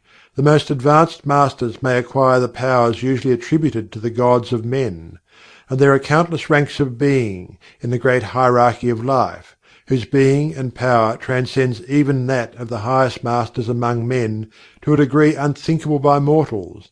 But even the highest master and the highest being must bow to the law, and be as nothing in the eye of the All. So that if even these highest beings, whose powers exceed even those attributed by men to their gods, if even these are bound by and subservient to law, then imagine the presumption of mortal man, of our race and grade, when he dares to consider the laws of nature as unreal, visionary and illusory, because he happens to be able to grasp the truth that all laws are mental in nature, and simply mental creations of the All. Those laws which the All intends to be governing laws are not to be defied or argued away. So long as the universe endures, will they endure. For the universe exists merely by virtue of these laws, which form its framework and which hold it together. The Hermetic Principle of Mentalism, while explaining the true nature of the universe, upon the principle that all is mental, does not change the scientific conceptions of the universe, life, or evolution. In fact, science merely corroborates the Hermetic teachings. The latter merely teaches that the nature of the universe is mental, while modern science has taught that it is material, or, of late, that it is energy at the last analysis. The Hermetic teachings have no fault to find with Herbert Spencer's basic principle, which postulates the existence of an infinite and eternal energy from which all things proceed. In fact, the Hermetics recognize in Spencer's philosophy the highest outside statement of the workings of the natural laws that have ever been promulgated, and they believe Spencer to have been a reincarnation of an ancient philosopher who dwelt in ancient Egypt thousands of years ago, and who later incarnated as Heraclitus, the Grecian philosopher who lived BC 500. And they regard his statement of the infinite and eternal energy as directly in the line of the Hermetic teachings, always with the addition of their own doctrine that his energy is the energy of the mind of the All. With the master key of the Hermetic philosophy, the student of Spencer will be able to unlock many doors of the inner philosophical conceptions of the great English philosopher, whose work shows the results of the preparation of his previous incarnations. His teachings regarding evolution and rhythm are in almost perfect agreement with the Hermetic teachings regarding the principle of rhythm. So the student of Hermetics need not lay aside any of his cherished scientific views regarding the universe. All he is asked to do is to grasp the underlying principle of the All is mind, and the universe is mental held in the mind of the All. he will find that the other 6 of the 7 principles will fit into his scientific knowledge, and will serve to bring out obscure points and to throw light in dark corners. This is not to be wondered at, when we realize the influence of the Hermetic thought on the early philosophers of Greece, upon whose foundations of thought the theories of modern science largely rest. The acceptance of the first Hermetic principle, mentalism, is the only great point of difference between modern science and Hermetic students, and science is gradually moving toward the Hermetic position in its groping in the dark for a way out of the labyrinth into which it has wandered in its search for reality. The purpose of this lesson is to impress upon the minds of our students the fact that, to all intents and purposes, the universe and its laws and its phenomena are just as real, so far as man is concerned, as they would be under the hypotheses of materialism or energism. Under any hypothesis, the universe in its outer aspect is changing, ever-flowing, and transitory, and therefore devoid of substantiality and reality. But, note the other pole of the truth, under any of the same hypotheses we are compelled to act and live as if the fleeting things were real and substantial. With this difference always between the various hypotheses, that under the old view mental power was ignored as a natural force, while under mentalism it becomes the greatest natural force. And this one difference revolutionizes life, to those who understand the principle and its resulting laws and practice. So, finally, students all, grasp the advantage of mentalism, and learn to know, use and apply the laws resulting therefrom. But do not yield to the temptation which, as the Kybalion states, overcomes the half-wise, and which causes them to be hypnotized by the apparent unreality of things, the consequence being that they wander about like dream people dwelling in a world of dreams, ignoring the practical work and life of man, the end being that they are broken against the rocks and torn asunder by the elements by reason of their folly. Rather follow the example of the wise, which the same authority states use law against laws, the higher against the lower, and by the art of alchemy transmute that which is undesirable into that which is worthy, and thus triumph. Following the authority, let us avoid the half-wisdom, which is folly, which ignores the truth that mastery consists not in abnormal dreams, visions, and fantastic imaginings or living, but in using the higher forces against the lower, escaping the pains of the lower planes by vibrating on the higher. Remember always, student, that transmutation, not presumptuous denial, is the weapon of the Master. The above quotations are from the Kybalion, and are worthy of being committed to memory by the student. We do not live in a world of dreams, but in an universe which, while relative, is real so far as our lives and actions are concerned. Our business in the universe is not to deny its existence, but to live using its laws to rise from lower to higher, living on, doing the best that we can under the circumstances arising each day, and living, so far as is possible, to our highest ideas and ideals.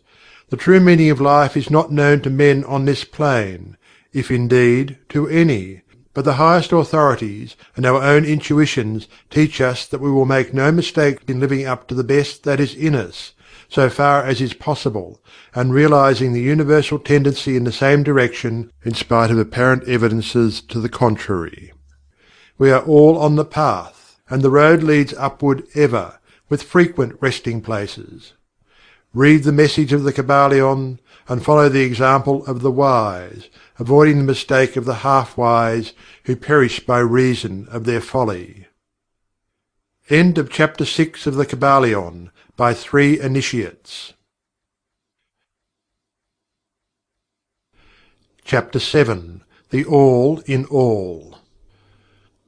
While all is in the All, it is equally true that the All is in all. To him who truly understands this truth hath come great knowledge. The Kybalion. How often have the majority of people heard repeated the statement that their deity, called by many names, was all in all, and how little have they suspected the inner occult truth concealed by these carelessly uttered words. The commonly used expression is a survival of the ancient Hermetic maxim quoted above. As the Kybalion says, "To him who truly understands this truth hath come great knowledge." And this being so, let us seek this truth, the understanding of which means so much. In this statement of truth, this Hermetic maxim, is concealed one of the greatest philosophical, scientific, and religious truths. We have given you the Hermetic teaching regarding the mental nature of the universe, the truth that the universe is mental, held in the mind of the All. As the Kybalion says, in the passage quoted above, "All is in the All." But note also the correlated statement, that "it is equally true that the All is in all." This apparently contradictory statement is reconcilable under the law of paradox. It is, moreover, an exact Hermetic statement of the relations existing between the All and its mental universe. We have seen how "all is in the All." Now let us examine the other aspect of the subject. The Hermetic teachings are to the effect that the All is immanent in, remaining within, inherent abiding within, its universe, and in every part, particle, unit, or combination within the universe. This statement is usually illustrated by the teachers by a reference to the Principle of Correspondence. The teacher instructs the student to form a mental image of something, a person, an idea, something having a mental form, the favourite example being that of the author or dramatist forming an idea of his characters, or a painter or sculptor forming an image of an ideal that he wishes to express by his art. In each case, the student will find that while the image has its existence and a being solely within his own mind, yet he, the student, author, dramatist, painter, or sculptor, is in a sense immanent in, remaining within, or abiding within, the mental image also. In other words, the entire virtue, life, spirit, of reality in the mental image is derived from the immanent mind of the thinker. Consider this for a moment, until the idea is grasped. To take a modern example, let us say that Othello, Iago, Hamlet, Lear, Richard III existed merely in the mind of Shakespeare at the time of their conception or creation, and yet Shakespeare also existed within each of these characters, giving them their vitality, spirit, and action. Whose is the spirit of the characters that we know as Micawber, Oliver Twist, Uriah Heep? Is it Dickens, or have each of these characters a personal spirit, independent of their creator?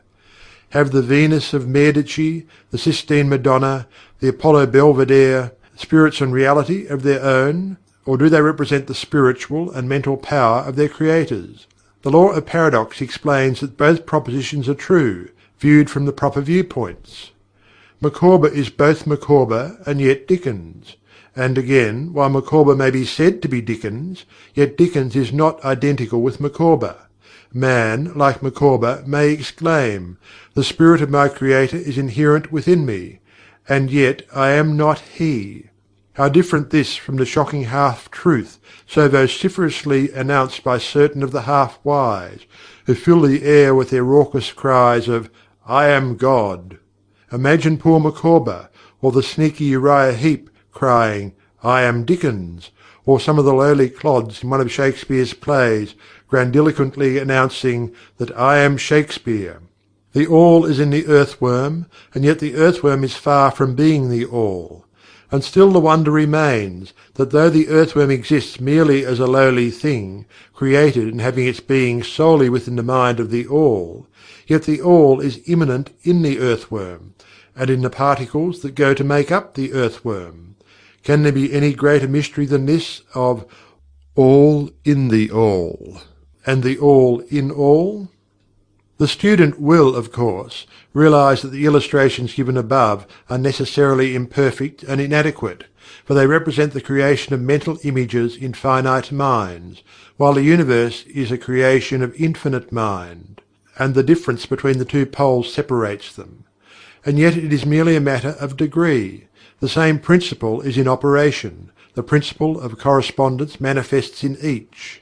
As above, so below. As below, so above.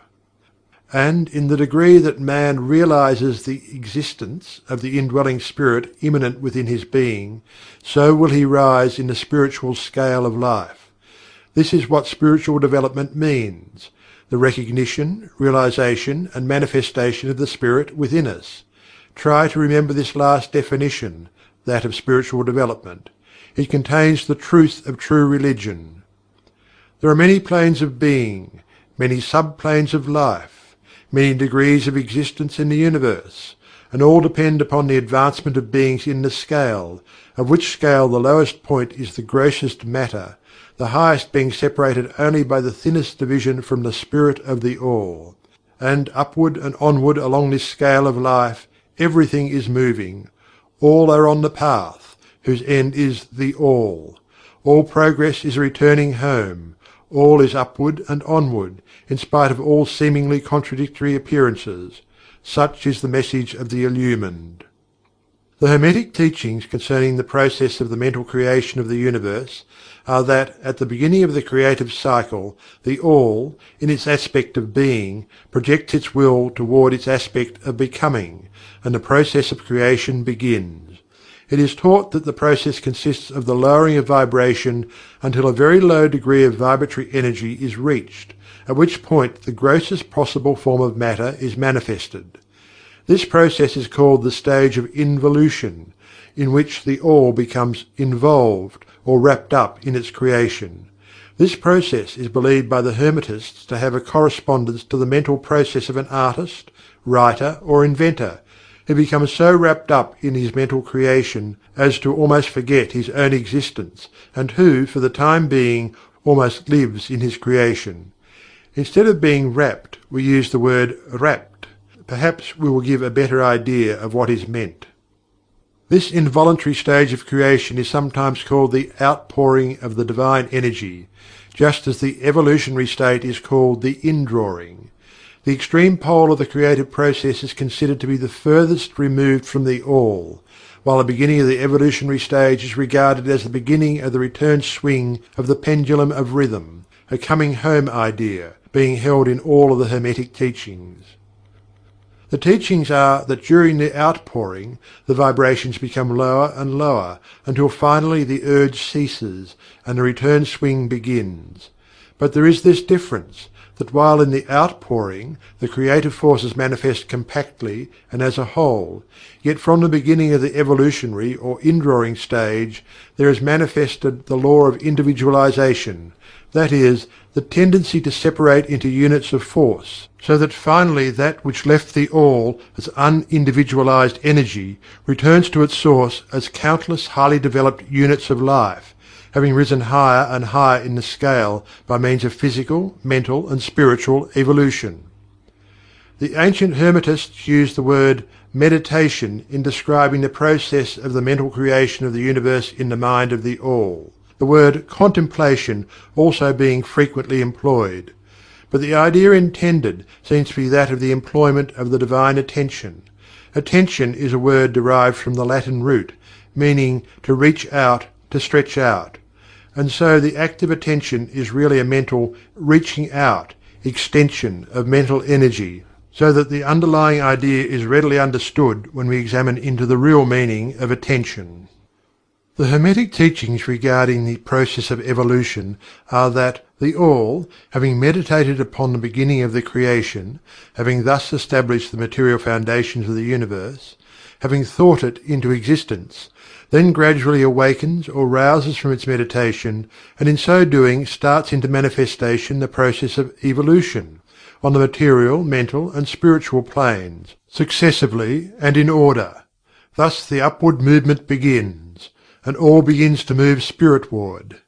Matter becomes less gross, the units spring into being, the combinations begin to form, life appears and manifests in higher and higher forms, and mind becomes more and more in evidence, the vibrations constantly becoming higher. In short, the entire process of evolution, in all of its phases, begins, and proceeds according to the established laws of the indrawing process. All of this occupies eons upon eons of man's time, each eon containing countless millions of years. But yet the Illumined inform us that the entire creation, including involution and evolution of an universe, is but as the twinkle of the eye to the All, At the end of countless cycles of eons of time, the All withdraws its attention, its contemplation and meditation of the universe, for the great work is finished, and all is withdrawn into the All from which it emerged. But mystery of mysteries, the spirit of each soul is not annihilated, but is infinitely expanded.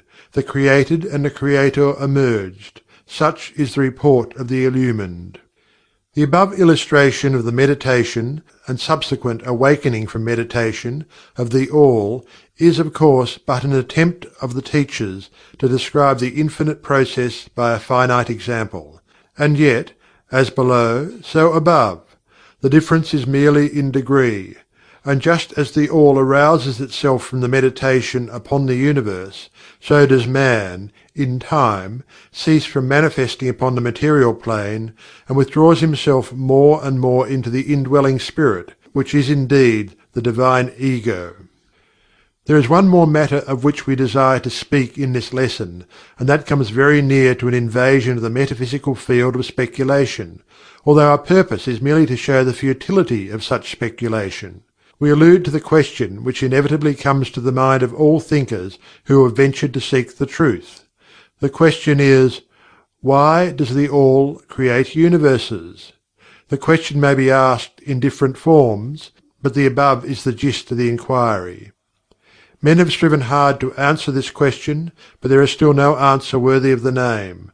Some have imagined that the All had something to gain by it. But this is absurd, for what could the All gain that it did not already possess? Others have sought the answer in the idea that the All wished something to love, and others that it created for pleasure, or amusement, or because it was lonely, or to manifest its power. All puerile explanations and ideas belonging to the childish period of thought. Others have sought to explain the mystery by assuming that the All found itself compelled to create by reason of its own internal nature, its creative instinct. This idea is an advance of the others, but its weak point lies in the idea of the All being compelled by anything, internal or external.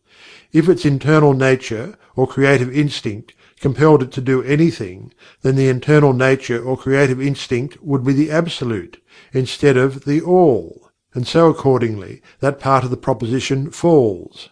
And yet the All does create and manifest, and seems to find some kind of satisfaction in so doing. And it is difficult to escape the conclusion that in some infinite degree it must have what would correspond to an inner nature or creative instinct in man, with correspondingly infinite desire and will. It could not act unless it willed to act, and it would not will to act unless it desired to act, and it would not desire to act unless it obtained some satisfaction thereby. And all of these things would belong to an inner nature, and might be postulated as existing according to the law of correspondence. But still, we prefer to think of the All as acting entirely free from any influence, internal as well as external. That is the problem which lies at the root of difficulty, and the difficulty that lies at the root of the problem. Strictly speaking, there cannot be said to be any reason whatsoever for the All to act, for a reason implies a cause, and the All is above cause and effect, except when it wills to become a cause, at which time the principle is set into motion. So, you see, the matter is unthinkable, just as the All is unknowable. Just as we say the All merely is, so we are compelled to say that the All acts because it acts.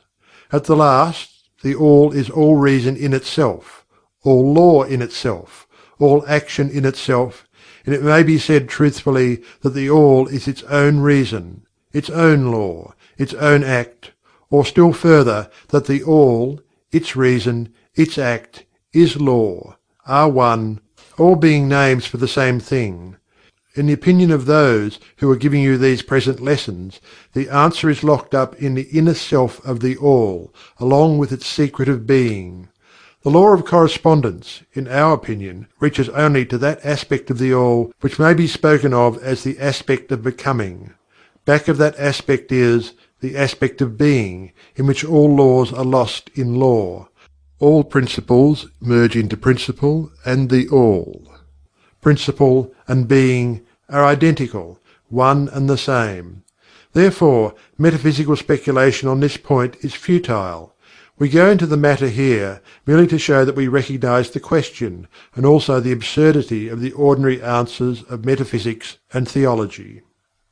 In conclusion, it may be of interest to our students to learn that while some of the ancient and modern Hermetic teachers have rather inclined in the direction of applying the principle of correspondence to the question, with the result of the inner nature conclusion, still the legends have it that Hermes, the Great, when asked this question by his advanced students, answered them by pressing his lips tightly together and saying not a word, indicating that there was no answer.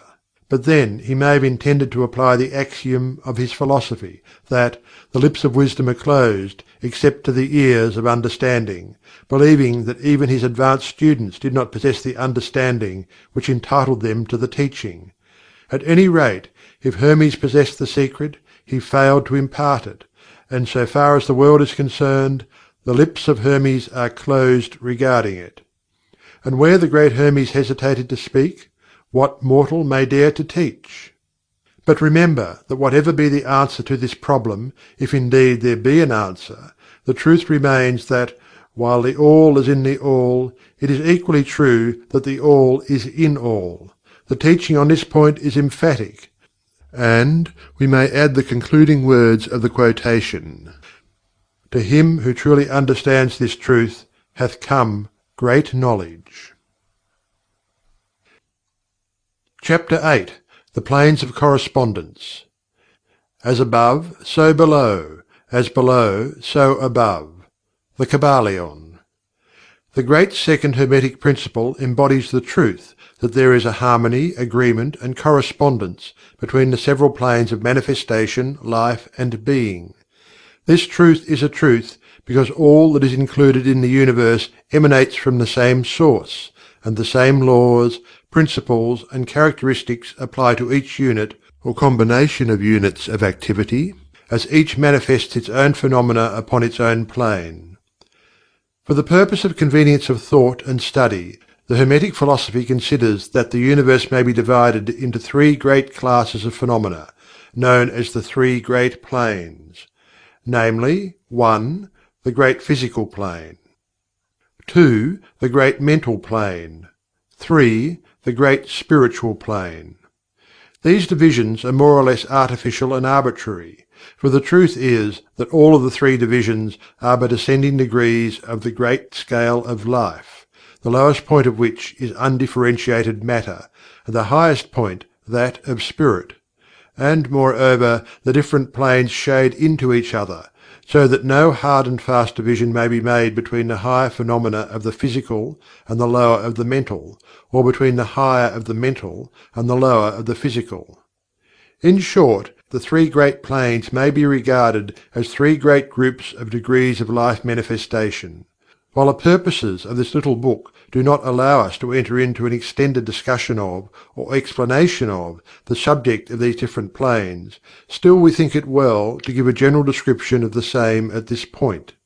At the beginning we may as well consider the question so often asked by the neophyte, who desires to be informed regarding the meaning of the word "plane," which term has been very freely used, and very poorly explained, in many recent works upon the subject of occultism.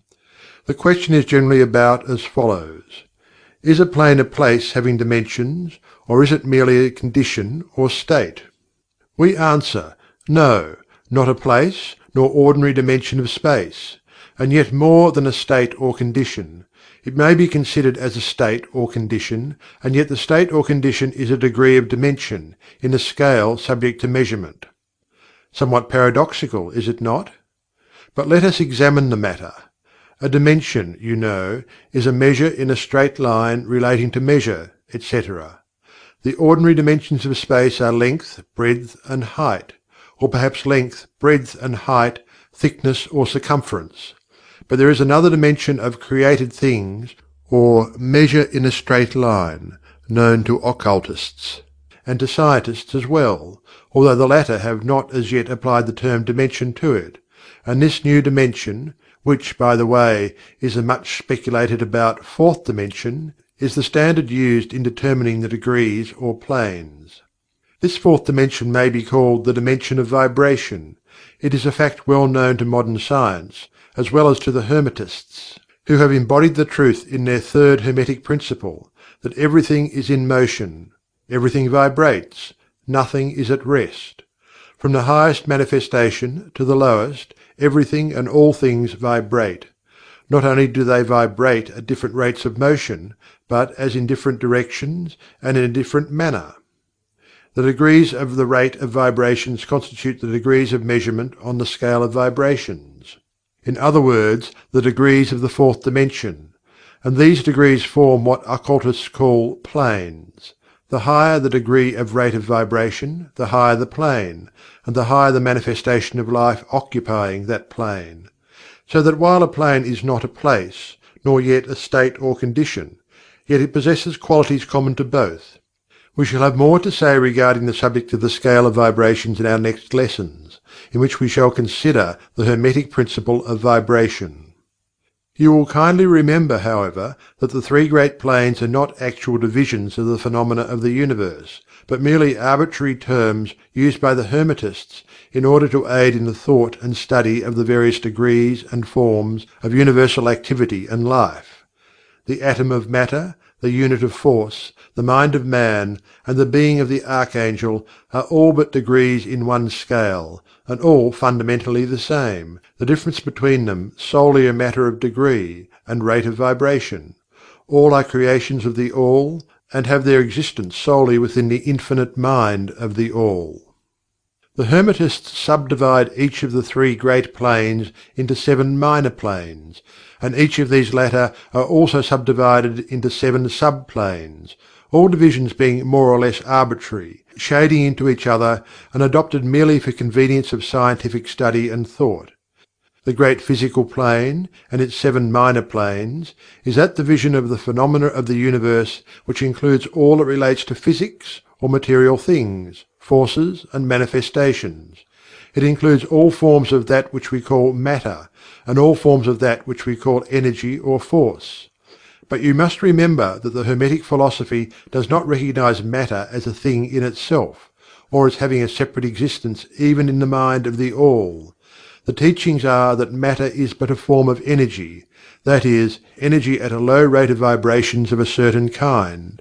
And accordingly the Hermetists classify matter under the head of energy, and give to it 3 of the 7 minor planes of the great physical plane. These 7 minor physical planes are as follows: 1. The plane of matter, A. 2. The plane of matter, B. 3. The plane of matter, C. 4. The plane of ethereal substance. 5. The plane of energy, A. 6. The plane of energy, B. 7. The plane of energy, C. The plane of matter, A, comprises forms of matter in its forms of solids, liquids, and gases, as generally recognized by the textbooks on physics. The plane of matter, B, comprises certain higher and more subtle forms of matter of the existence of which modern science is but now recognizing, the phenomena of radiant matter, in its phases of radium, etc., belonging to the lower subdivision of this minor plane. The plane of matter, C, comprises forms of the most subtle and tenuous matter, the existence of which is not suspected by ordinary scientists. The plane of ethereal substance comprises that which science speaks of as the ether, a substance of extreme tenuity and elasticity, pervading all universal space, and acting as a medium for the transmission of waves of energy, such as light, heat, electricity, etc. This ethereal substance forms a connecting link between matter, so called, and energy, and partakes of the nature of each. The Hermetic teachings, however, instruct that this plane has 7 subdivisions, as have all of the minor planes, and that in fact there are 7 ethers, instead of but 1. Next above the plane of ethereal substance comes the plane of energy, A, which comprises the ordinary forms of energy known to science, its 7 subplanes being, respectively, heat, light, magnetism, electricity, and attraction, including gravitation, cohesion, chemical affinity, etc., and several other forms of energy indicated by scientific experiments but not as yet named or classified. The plane of energy B comprises 7 subplanes of higher forms of energy not as yet discovered by science, but which have been called nature's finer forces, and which are called into operation in manifestations of certain forms of mental phenomena, and by which such phenomena becomes possible. The plane of energy C comprises 7 subplanes of energy, so highly organized that it bears many of the characteristics of life, but which is not recognized by the minds of men on the ordinary plane of development, being available for the use on beings of the spiritual plane alone. Such energy is unthinkable to ordinary man, and may be considered almost as the divine power. The beings employing the same are as gods, compared even to the highest human types known to us.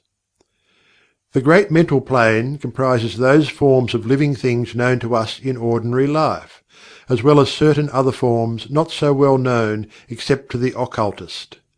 The classification of the 7 minor mental planes is more or less satisfactory and arbitrary, unless accompanied by elaborate explanations which are foreign to the purpose of this particular work, but we may as well mention them. They are as follows: 1. The plane of mineral mind. 2. The plane of elemental mind A. 3. The plane of plant mind. 4. The plane of elemental mind B. 5. The plane of animal mind. 6. The plane of elemental mind C. 7. The plane of human mind. The plane of mineral mind comprises the states or conditions of the units or entities, or groups and combinations of the same, which animate the forms known to us as minerals, chemicals, etc. These entities must not be confounded with the molecules, atoms, and corpuscles themselves, the latter being merely the material bodies or forms of these entities, just as a man's body is but his material form, and not himself.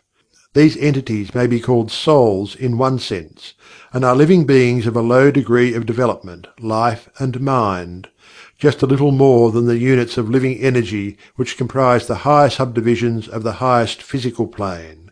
The average mind does not generally attribute the possession of mind, soul, or life to the mineral kingdom, but all occultists recognize the existence of the same, and modern science is rapidly moving forward to the point of view of the Hermetic in this respect. The molecules, atoms, and corpuscles have their loves and hates, likes and dislikes, attractions and repulsions, affinities and non-affinities, etc., and some of the more daring of modern scientific minds have expressed the opinion that the desire and will, emotions and feelings, of the atoms differ only in degree from those of men. We have no time or space to argue this matter here. All occultists know it to be a fact, and others are referred to some of the more recent scientific works for outside corroboration. There are the usual 7 subdivisions to this plane. The plane of elemental mind A comprises the state or condition and degree of mental and vital development of a class of entities unknown to the average man, but recognized to occultists. They are invisible to the ordinary senses of man, but nevertheless exist and play their part of the drama of the universe. Their degree of intelligence is between that of the mineral and chemical entities on the one hand, and of the divisions of the plant kingdom on the other. There are 7 subdivisions to this plane also. The plane of plant mind, in its 7 subdivisions, comprises the states or conditions of the entities comprising the kingdoms of the plant world, the vital and mental phenomena of which is fairly understood by the average intelligent person.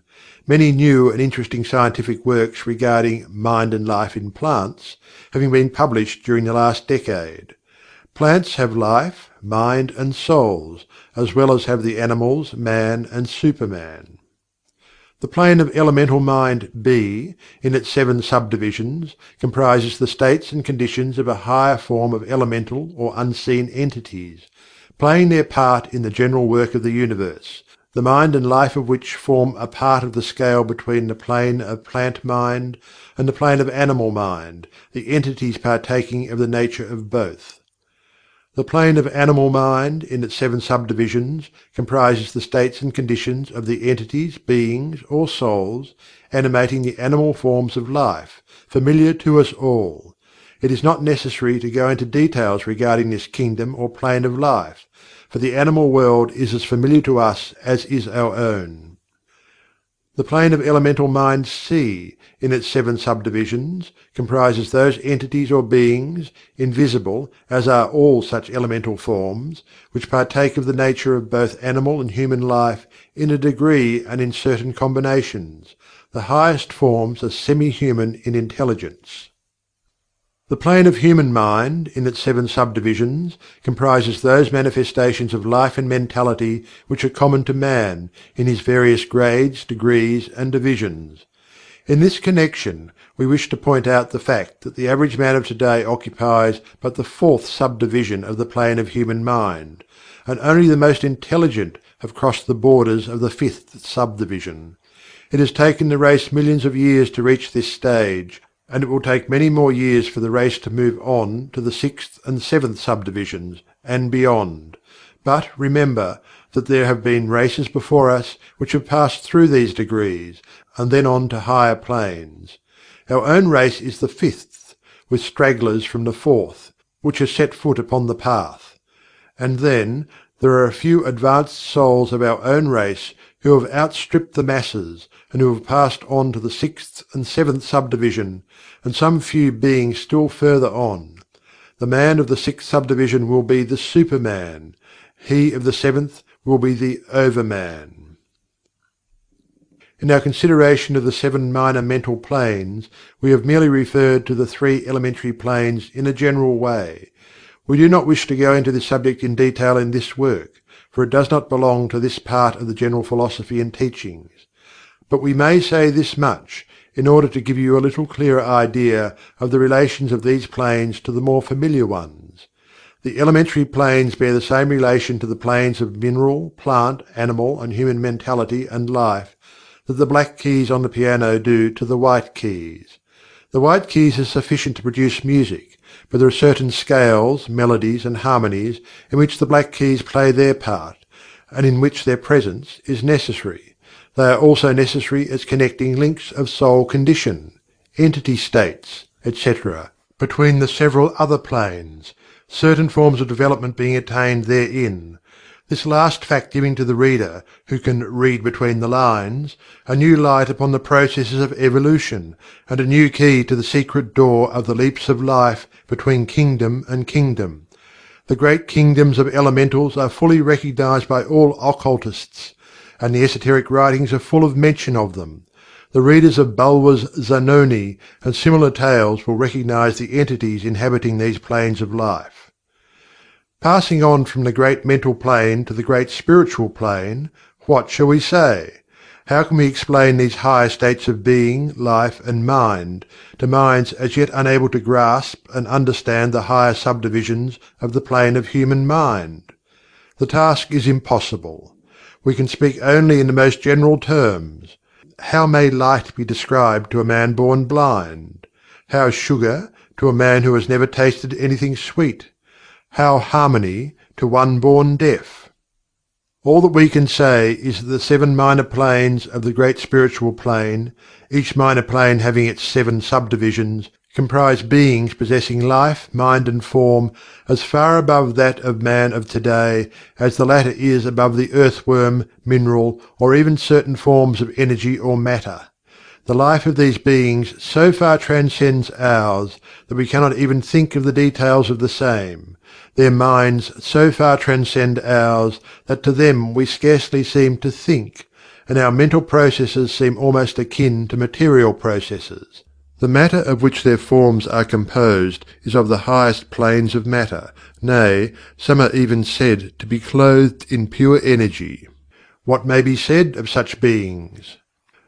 On the 7 minor planes of the great spiritual plane exist beings of whom we may speak as angels, archangels, demigods. On the lower minor planes dwell those great souls whom we call masters and adepts. Above them come the great hierarchies of the angelic posts, unthinkable to man. and above those come those who may without irreverence be called the gods. So high in the scale of being are they, their being, intelligence and power being akin to those attributed by the races of men to their conceptions of deity. These beings are beyond even the highest flights of the human imagination, the word divine being the only one applicable to them. Many of these beings, as well as the angelic host, take the greatest interest in the affairs of the universe and play an important part in its affairs. These unseen divinities and angelic helpers extend their influence freely and powerfully in the process of evolution and cosmic progress. Their occasional intervention and assistance in human affairs have led to the many legends, beliefs, religions and traditions of the race, past and present. They have superimposed their knowledge and power upon the world, again and again, all under the law of the All, of course. But yet, even the highest of these advanced beings exist merely as creations of, and in the mind of the All, and are subject to the cosmic processes and universal laws. They are still mortal. We may call them gods if we like, but still they are but the elder brethren of the race, the advanced souls who have outstripped their brethren, and who have foregone the ecstasy of absorption by the All, in order to help the race on its upward journey along the path. But they belong to the universe, and are subject to its conditions. They are mortal, and their plane is below that of absolute spirit. Only the most advanced Hermetists are able to grasp the inner teachings regarding the state of existence and the powers manifested on the spiritual planes. The phenomena is so much higher than that of the mental planes that a confusion of ideas would surely result from an attempt to describe the same. Only those whose minds have been carefully trained along the lines of the Hermetic Philosophy for years, yes, those who have brought with them from other incarnations the knowledge acquired previously, can comprehend just what is meant by the teaching regarding these spiritual planes. And much of these inner teachings is held by the Hermetists as being too sacred, important, and even dangerous for general public dissemination. The intelligent student may recognize what we mean by this when we state that the meaning of spirit, as used by the Hermetists, is akin to living power, animated force, inner essence, essence of life, etc., which meaning must not be confounded with that usually and commonly employed in connection with the term, that is, religious, ecclesiastical, spirituel, ethereal, holy, etc., etc. To occultists the word spirit is used in the sense of the animating principle, carrying with it the idea of power, living energy, mystic force, etc. And occultists know that that which is known to them as spiritual power may be employed for evil as well as good ends, in accordance with the Principle of Polarity, a fact which has been recognized by the majority of religions in their conceptions of Satan, Beelzebub, the Devil, Lucifer, fallen angels, etc. And so the knowledge regarding these planes has been kept in the Holy of Holies in all esoteric fraternities and occult orders, in the secret chamber of the temple. But this may be said here, that those who have attained high spiritual powers and have misused them have a terrible fate in store for them, and the swing of the pendulum of rhythm will inevitably swing them back to the furthest extreme of material existence, from which point they must retrace their steps spiritward, along the weary rounds of the path, but always with the added torture of having always with them a lingering memory of the heights from which they fell owing to their evil actions. The legends of the fallen angels have a basis in actual facts, as all advanced occultists know. The striving for selfish power on the spiritual planes inevitably results in the selfish soul losing its spiritual balance and falling back as far as it had previously risen. But to even such a soul, the opportunity of a return is given, and such souls make the return journey, paying the terrible penalty according to the invariable law. In conclusion, we would again remind you that according to the Principle of Correspondence, which embodies the truth, as above, so below, as below, so above, all of the 7 Hermetic principles are in full operation on all of the many planes, physical, mental, and spiritual.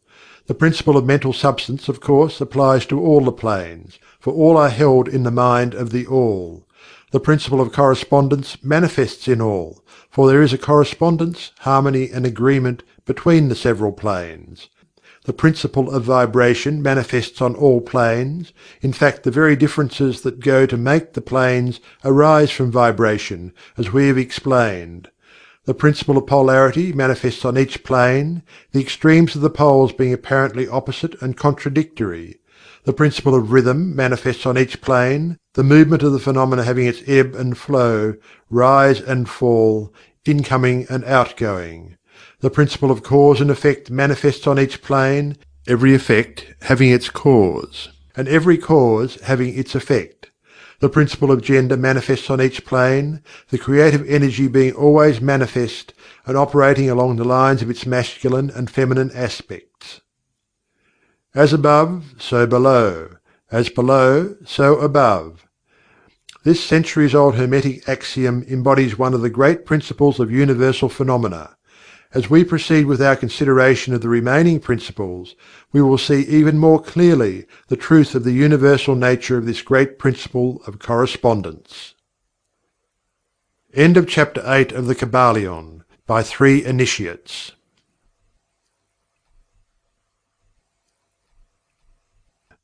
Chapter 9. Vibration. Nothing rests, everything moves, everything vibrates. The Kybalion. The great third Hermetic principle, the Principle of Vibration, embodies the truth that motion is manifest in everything in the universe, that nothing is at rest, that everything moves, vibrates, and circles. This Hermetic principle was recognized by some of the early Greek philosophers, who embodied it in their systems. But then, for centuries, it was lost sight of by the thinkers outside of the Hermetic ranks. But in the 19th century, physical science rediscovered the truth, and the 20th century scientific discoveries have added additional proof of the correctness and truth of this centuries-old Hermetic doctrine. The Hermetic teachings are that not only is everything in constant movement and vibration, but that the differences between the various manifestations of the universal power are due entirely to the varying rate and mode of vibrations.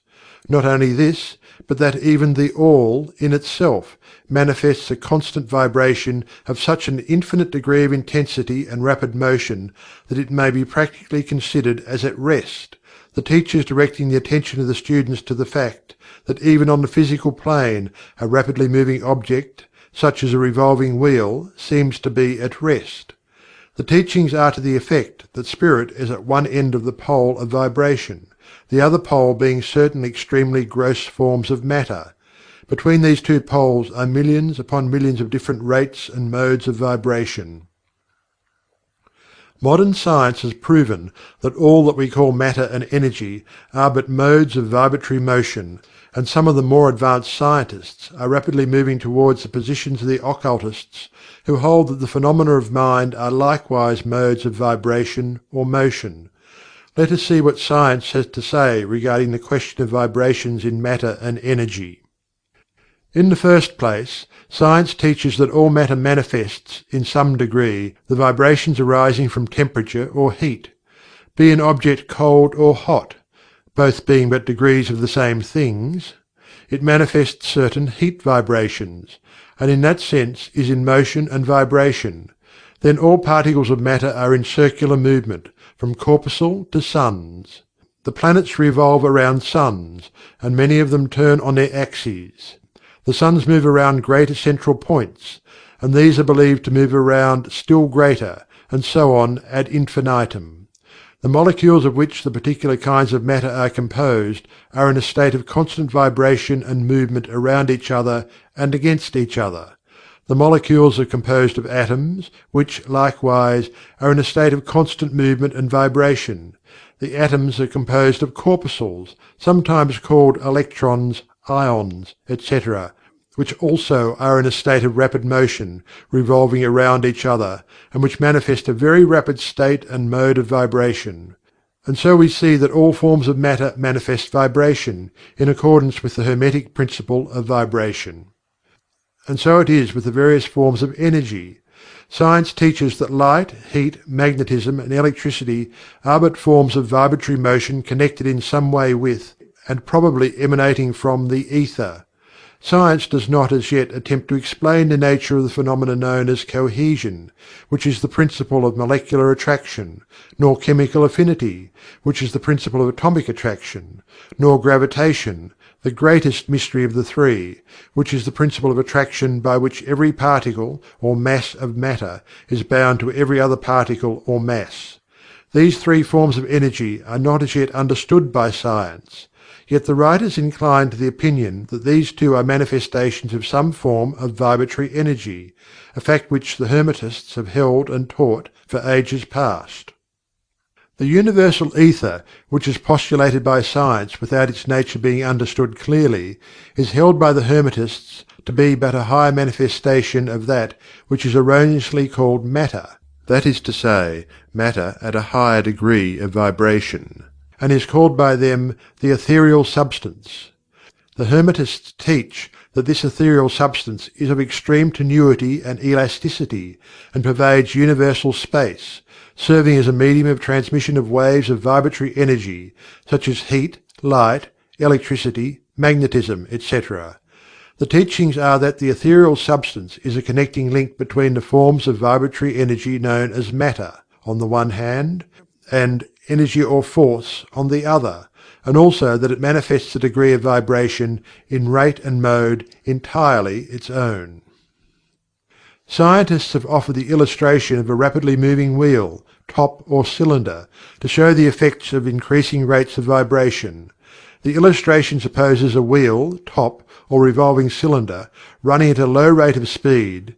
We will call this revolving thing the object in following out the illustration. Let us suppose the object moving slowly.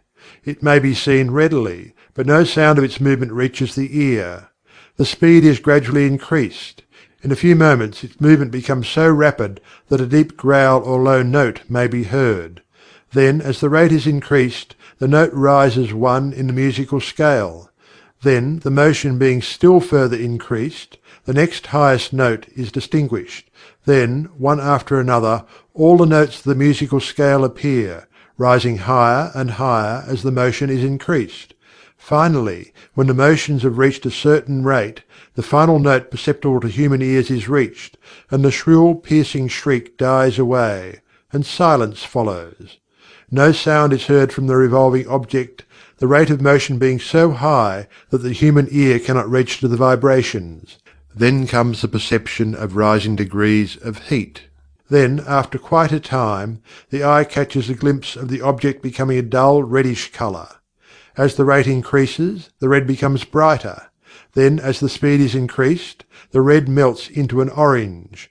Then the orange melts into a yellow. Then follow successively the shades of green, blue, indigo, and finally violet, as the rate of speed increases. Then, as the violet shades away and all colour disappears, the human eye not being able to register them. But there are invisible rays emanating from the revolving object, the rays that are used in photographing and other subtle rays of light.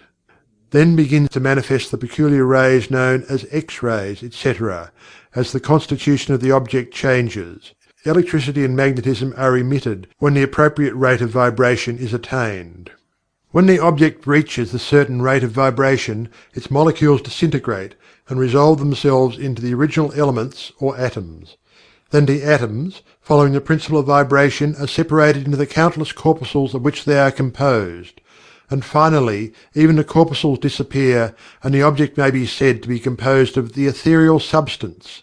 Science does not dare to follow the illustration further, but the Hermetists teach that if the vibrations be continually increased, the object would mount up the successive states of manifestation, and would in turn manifest the various mental stages, and then on spiritward, until it would finally re-enter the All, which is absolute spirit. The object, however, would have ceased to be an object long before the state of ethereal substance was reached. But otherwise the illustration is correct, inasmuch as it shows the effect of constantly increased rates and modes of vibration. It must be remembered in the above illustration that at the stages at which the object throws off vibrations of light, heat, etc., it is not actually resolved into those forms of energy, which are much higher in the scale, but simply that it reaches a degree of vibration in which those forms of energy are liberated, in a degree, from the confining influences of its molecules, atoms, and corpuscles, as the case may be. These forms of energy, although much higher in the scale than matter, are imprisoned and confined in the material combinations, by reason of the energies manifesting through and using material forms, but thus becoming entangled and confined in their creations of material forms, which, to an extent, is true of all creations, the creating force becoming involved in its creation. But the Hermetic teachings go much further than do those of modern science. They teach that all manifestation of thought, emotion, reason, will, or desire, or any mental state or condition, are accompanied by vibrations, a portion of which are thrown off, and which tend to affect the minds of other persons by induction. This is the principle which produces the phenomena of telepathy, mental influence, and other forms of the action and power of mind over mind, with which the general public is rapidly becoming acquainted, owing to the wide dissemination of occult knowledge by the various schools, cults, and teachers along these lines at this time. Every thought, emotion, or mental state has its corresponding rate and mode of vibration, and by an effort of the will of the person, or of other persons, these mental states may be reproduced, just as a musical tone may be reproduced by causing an instrument to vibrate at a certain rate, just as colour may be reproduced in the same way. By a knowledge of the principle of vibration, as applied to mental phenomena, one may polarize his mind at any degree he wishes, thus gaining a perfect control over his mental states, moods, etc. In the same way he may affect the minds of others, producing the desired mental states in them. In short, he may be able to produce on the mental plane that which science produces on the physical plane, namely, vibrations at will. This power, of course, may be acquired only by the proper instruction, exercises, practice, etc., the science being that of mental transmutation, one of the branches of the Hermetic art. A little reflection on what we have said will show the student that the principle of vibration underlies the wonderful phenomena of the power manifested by the masters and adepts, who are able to apparently set aside the laws of nature, but who in reality are simply using one law against another, one principle against others, and who accomplish their results by changing the vibrations of material objects or forms of energy, and thus perform what are commonly called miracles. As one of the old Hermetic writers has truly said, he who understands the principle of vibration has grasped the scepter of power. End of chapter 9 of the Kybalion, by 3 initiates. Chapter 10. Polarity. Everything is dual, everything has poles, everything has its pair of opposites. Like and unlike are the same. Opposites are identical in nature, but different in degree. Extremes meet. All truths are but half-truths. All paradoxes may be reconciled. The Kybalion. The great fourth Hermetic principle, the Principle of Polarity, embodies the truth that all manifested things have two sides, two aspects, two poles, a pair of opposites, with manifold degrees between the two extremes. The old paradoxes, which have ever perplexed the mind of men, are explained by an understanding of this principle. Man has always recognized something akin to this principle, and has endeavored to express it by such sayings, maxims, and aphorisms as the following: Everything is and isn't at the same time. All truths are but half-truths. Every truth is half false. There are two sides to everything. There is a reverse side to every shield, etc., etc. The Hermetic teachings are to the effect that the difference between things seemingly diametrically opposed to each other is merely a matter of degree. It teaches that the pairs of opposites may be reconciled, and that thesis and antithesis are identical in nature but different in degree, and that the universal reconciliation of opposites is effected by a recognition of this principle of polarity. The teachers claim that illustrations of this principle may be had on every hand, and from an examination into the real nature of anything. They begin by showing that spirit and matter are but the two poles of the same thing, the intermediate planes being merely degrees of vibration. They show that the all and the many are the same, the difference being merely a matter of degree of mental manifestation. Thus the law and laws are the two opposite poles of the one thing. Likewise principle and principles, infinite mind and finite minds. Then passing on to the physical plane, they illustrate the principle by showing that heat and cold are identical in nature, the differences being merely a matter of degrees. The thermometer shows many degrees of temperature, the lowest pole being called cold, and the highest heat. Between these two poles are many degrees of heat or cold. Call them either, and you are equally correct. The higher of the two degrees is always warmer, while the lower is always colder. There is no absolute standard. All is a matter of degree. There is no place on the thermometer where heat ceases and cold begins.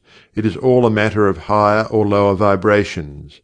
The very terms high and low, which we are compelled to use, are but poles of the same thing.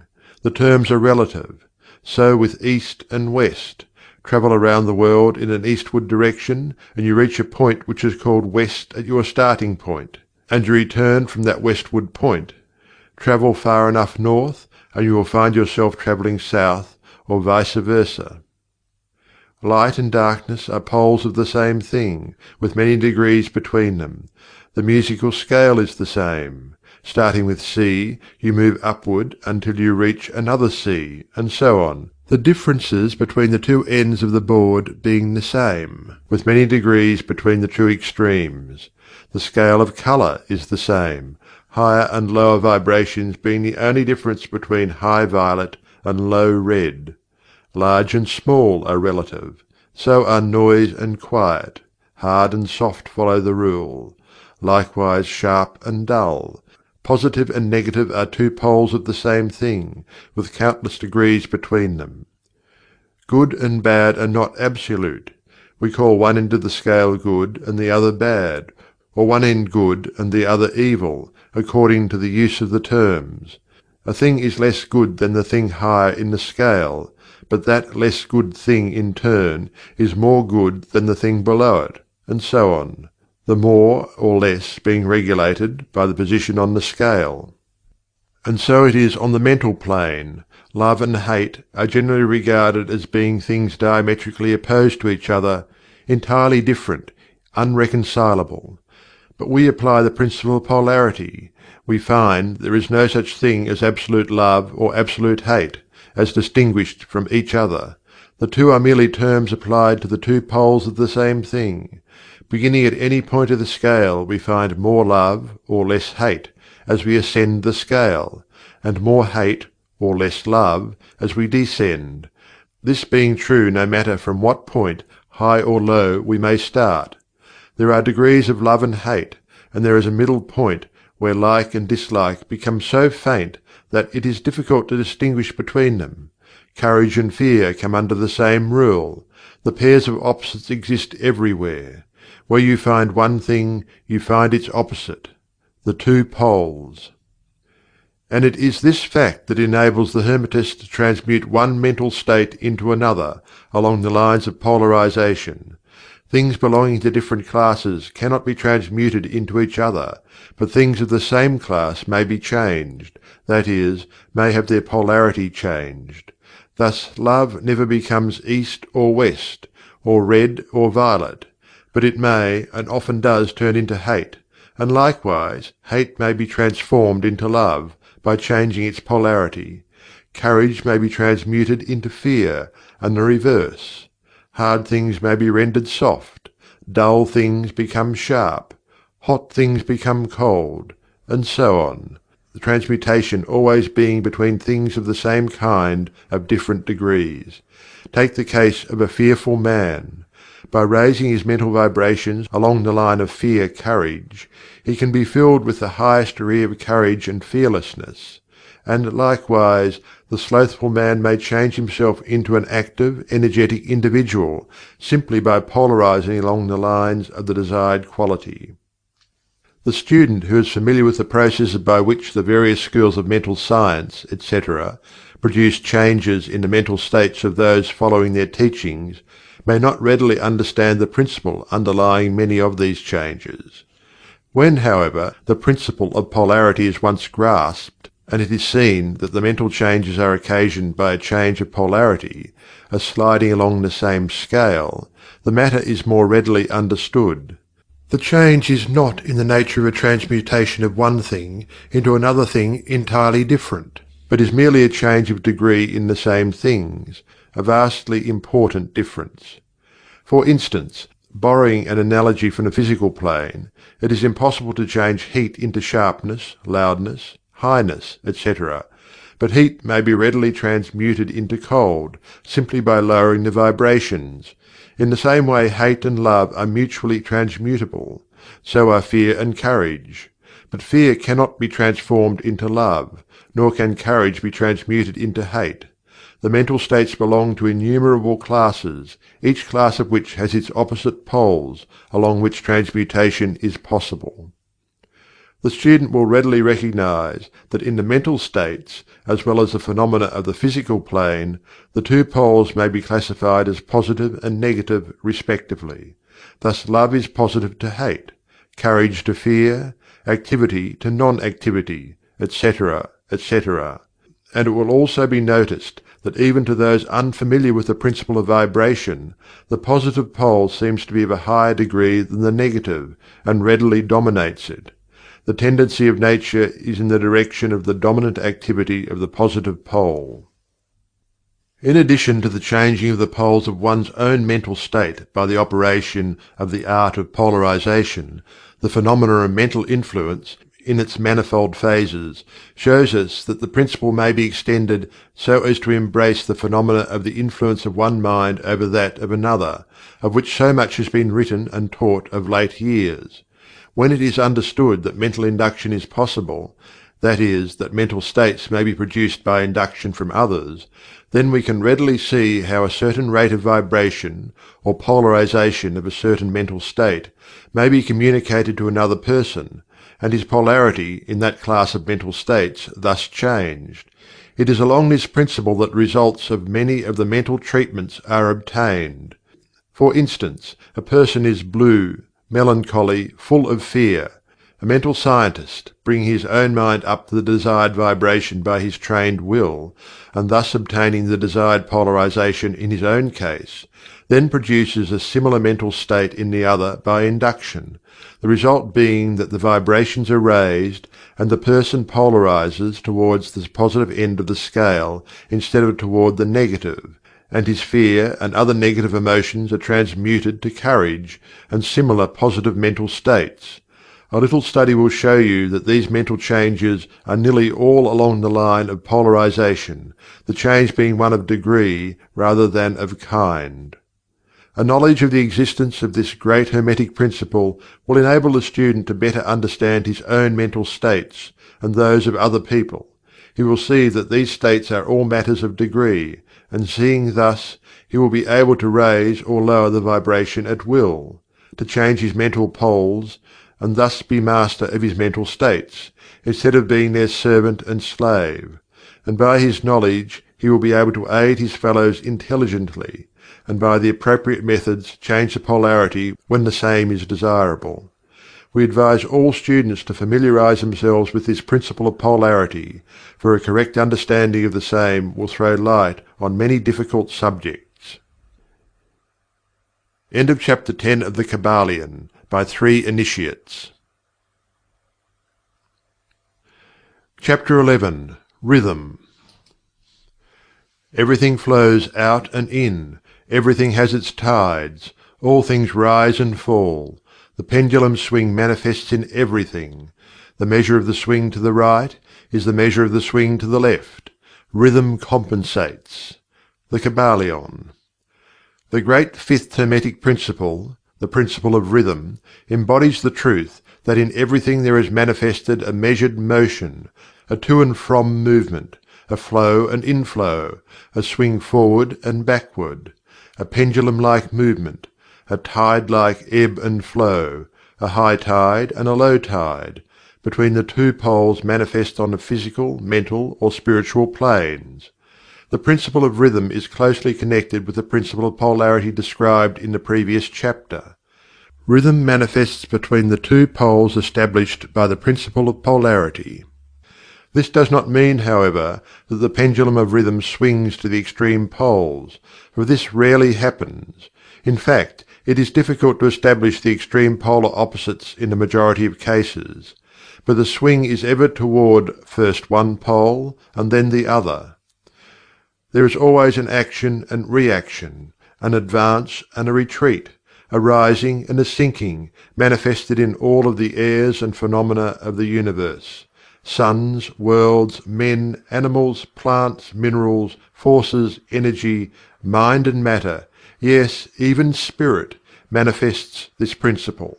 The principle manifests in the creation and destruction of worlds, in the rise and fall of nations, in the life history of all things, and finally in the mental states of man. Beginning with the manifestations of spirit, of the All, it will be noticed that there is ever the outpouring and the indrawing, the outbreathing and inbreathing of Brahm, as the Brahmins word it. Universes are created, reach their extreme low point of materiality, and then begin their upward swing. Suns spring into being, and then their height of power being reached, the process of retrogression begins, and after eons they become dead masses of matter, awaiting another impulse which starts again their inner energies into activity, and a new solar life cycle is begun. And thus it is with all the worlds. They are born, grow and die, only to be reborn. And thus it is with all the things of shape and form. They swing from action to reaction, from birth to death, from activity to inactivity, and then back again. Thus it is with all living things. They are born, grow and die, and then are reborn. So it is with all great movements, philosophies, creeds, fashions, governments, nations, and all else: birth, growth, maturity, decadence, death, and then new birth. The swing of the pendulum is ever in evidence. Night follows day, and day night. The pendulum swings from summer to winter, and then back again. The corpuscles, atoms, molecules, and all masses of matter swing around the circle of their nature. There is no such thing as absolute rest, or cessation from movement, and all movement partakes of rhythm. The principle is of universal application. It may be applied to any question or phenomena of any of the many planes of life. It may be applied to all phases of human activity. There is always the rhythmic swing from one pole to the other. The universal pendulum is ever in motion.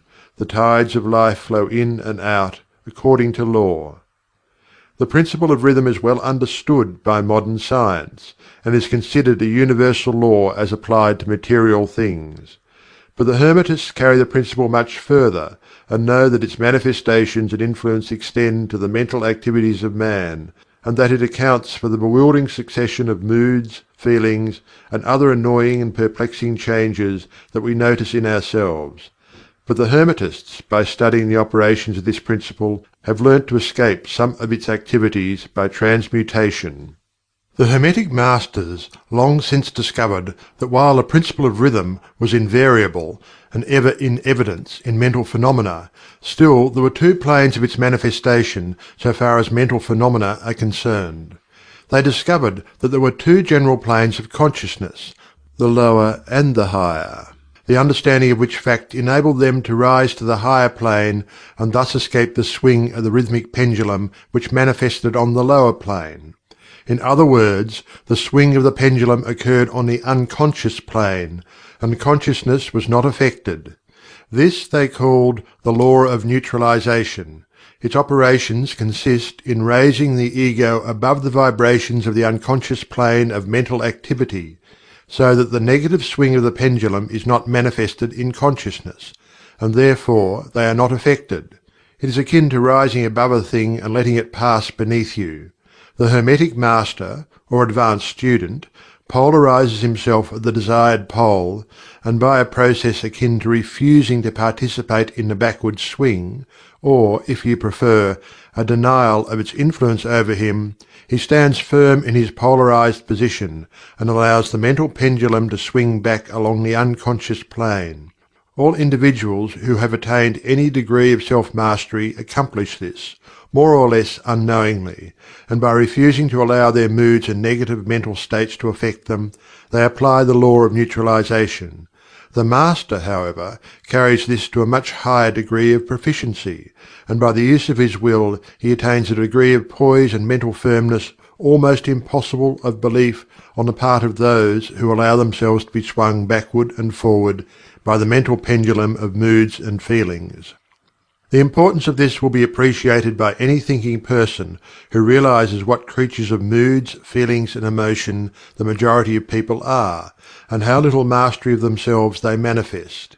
If you will stop and consider a moment, you will realize how much these swings of rhythm have affected you in your life, how a period of enthusiasm has been invariably followed by an opposite feeling and mood of depression. Likewise, your moods and periods of courage have been succeeded by equal moods of fear. And so it has ever been with the majority of persons. Tides of feeling have ever risen and fallen with them, but they have never suspected the cause or reason of the mental phenomena. An understanding of the workings of this principle will give one the key to the mastery of these rhythmic swings of feeling, and will enable him to know himself better, and to avoid being carried away by these inflows and outflows.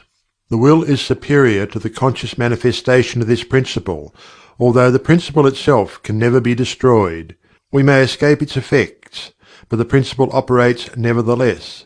The pendulum ever swings, although we may escape being carried along with it. There are other features of the operation of this principle of rhythm, of which we wish to speak at this point.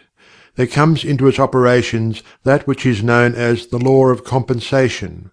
One of the definitions or meanings of the word compensate is to counterbalance, which is the sense in which the Hermetists use the term. It is this law of compensation to which the Kybalion refers when it says, "The measure of the swing to the right is the measure of the swing to the left. Rhythm compensates." The law of compensation is that the swing in one direction determines the swing in the opposite direction, or to the opposite pole. The one balances or counterbalances the other. On the physical plane we see many examples of this law. The pendulum of the clock swings a certain distance to the right, and then an equal distance to the left. The seasons balance each other in the same way. The tides follow the same law. And the same law is manifested in all the phenomena of rhythm. The pendulum, with a short swing in one direction, has but a short swing in the other, while the long swing to the right invariably means the long swing to the left. An object hurled upwards to a certain height has an equal distance to traverse on its return. The force with which a projectile is sent upwards a mile is reproduced when the projectile returns to the earth on its return journey. The law is constant on the physical plane, as reference to the standard authorities will show you. But the Hermetists carry it still further. They teach that a man's mental states are subject to the same law. The man who enjoys keenly is subject to keen suffering, while he who feels but little pain is capable of feeling but little joy. The pig suffers but little mentally, and enjoys but little. He is compensated. And on the other hand, there are other animals who enjoy keenly, but whose nervous organism and temperament cause them to suffer exquisite degrees of pain. And so it is with man. There are temperaments which permit of but low degrees of enjoyment and equally low degrees of suffering, while there are others which permit the most intense enjoyment, but also the most intense suffering. The rule is that the capacity for pain and pleasure in each individual are balanced. The law of compensation is in full operation here. But the Hermetists go still further in this matter. They teach that before one is able to enjoy a certain degree of pleasure, he must have swung as far, proportionately, toward the other pole of feeling. They hold, however, that the negative is precedent to the positive in this matter, that is to say, that in experiencing a certain degree of pleasure, it does not follow that he will have to pay up for it with a corresponding degree of pain. On the contrary, the pleasure is the rhythmic swing according to the law of compensation, for a degree of pain previously experienced either in the present life or in a previous incarnation. This throws a new light on the problem of pain. The Hermetists regard the chain of lives as continuous, and as forming a part of one life of the individual, so that in consequence the rhythmic swing is understood in this way, while it would be without meaning unless the truth of reincarnation is admitted. But the Hermetists claim that the master or advanced student is able, to a great degree, to escape the swing toward pain by the process of neutralization before mentioned. By rising onto the higher plane of the ego, much of the experience that comes to those dwelling on the lower plane is avoided and escaped. The law of compensation plays an important part in the lives of men and women. It will be noticed that one generally pays the price of anything he possesses or lacks. If he has one thing, he lacks another. The balance is struck. No one can keep his penny and have the bit of cake at the same time. Everything has its pleasant and unpleasant sides. The things that one gains are always paid for by the things that one loses. The rich possess much that the poor lack, while the poor often possess things that are beyond the reach of the rich. The millionaire may have the inclination towards feasting, and the wealth wherewith to secure all the dainties and luxuries of the table, while he lacks the appetite to enjoy the same. He envies the appetite and digestion of the labourer, who lacks the wealth and inclinations of the millionaire, and who gets more pleasure from his plain food than the millionaire could obtain even if his appetite were not jaded nor his digestion ruined, for the wants, habits and inclinations differ. And so it is through life. The law of compensation is ever in operation, striving to balance and counterbalance, and always succeeding in time, even though several lives may be required for the return swing of the pendulum of rhythm. Chapter XII. Causation. Every cause has its effect, every effect has its cause, everything happens according to law. Chance is but a name for law not recognized. There are many planes of causation, but nothing escapes the law. The Kybalion. The great sixth Hermetic principle, the principle of cause and effect, embodies the truth that law pervades the universe, that nothing happens by chance, that chance is merely a term indicating cause existing but not recognized or perceived, that phenomena is continuous, without break or exception. The principle of cause and effect underlies all scientific thought, ancient and modern, and was enunciated by the Hermetic teachers in the earliest days. While many and varied disputes between the many schools of thought have since arisen, these disputes have been principally upon the details of the operation of the principle, and still more often upon the meaning of certain words. The underlying principle of cause and effect has been accepted as correct by practically all the thinkers of the world worthy of the name.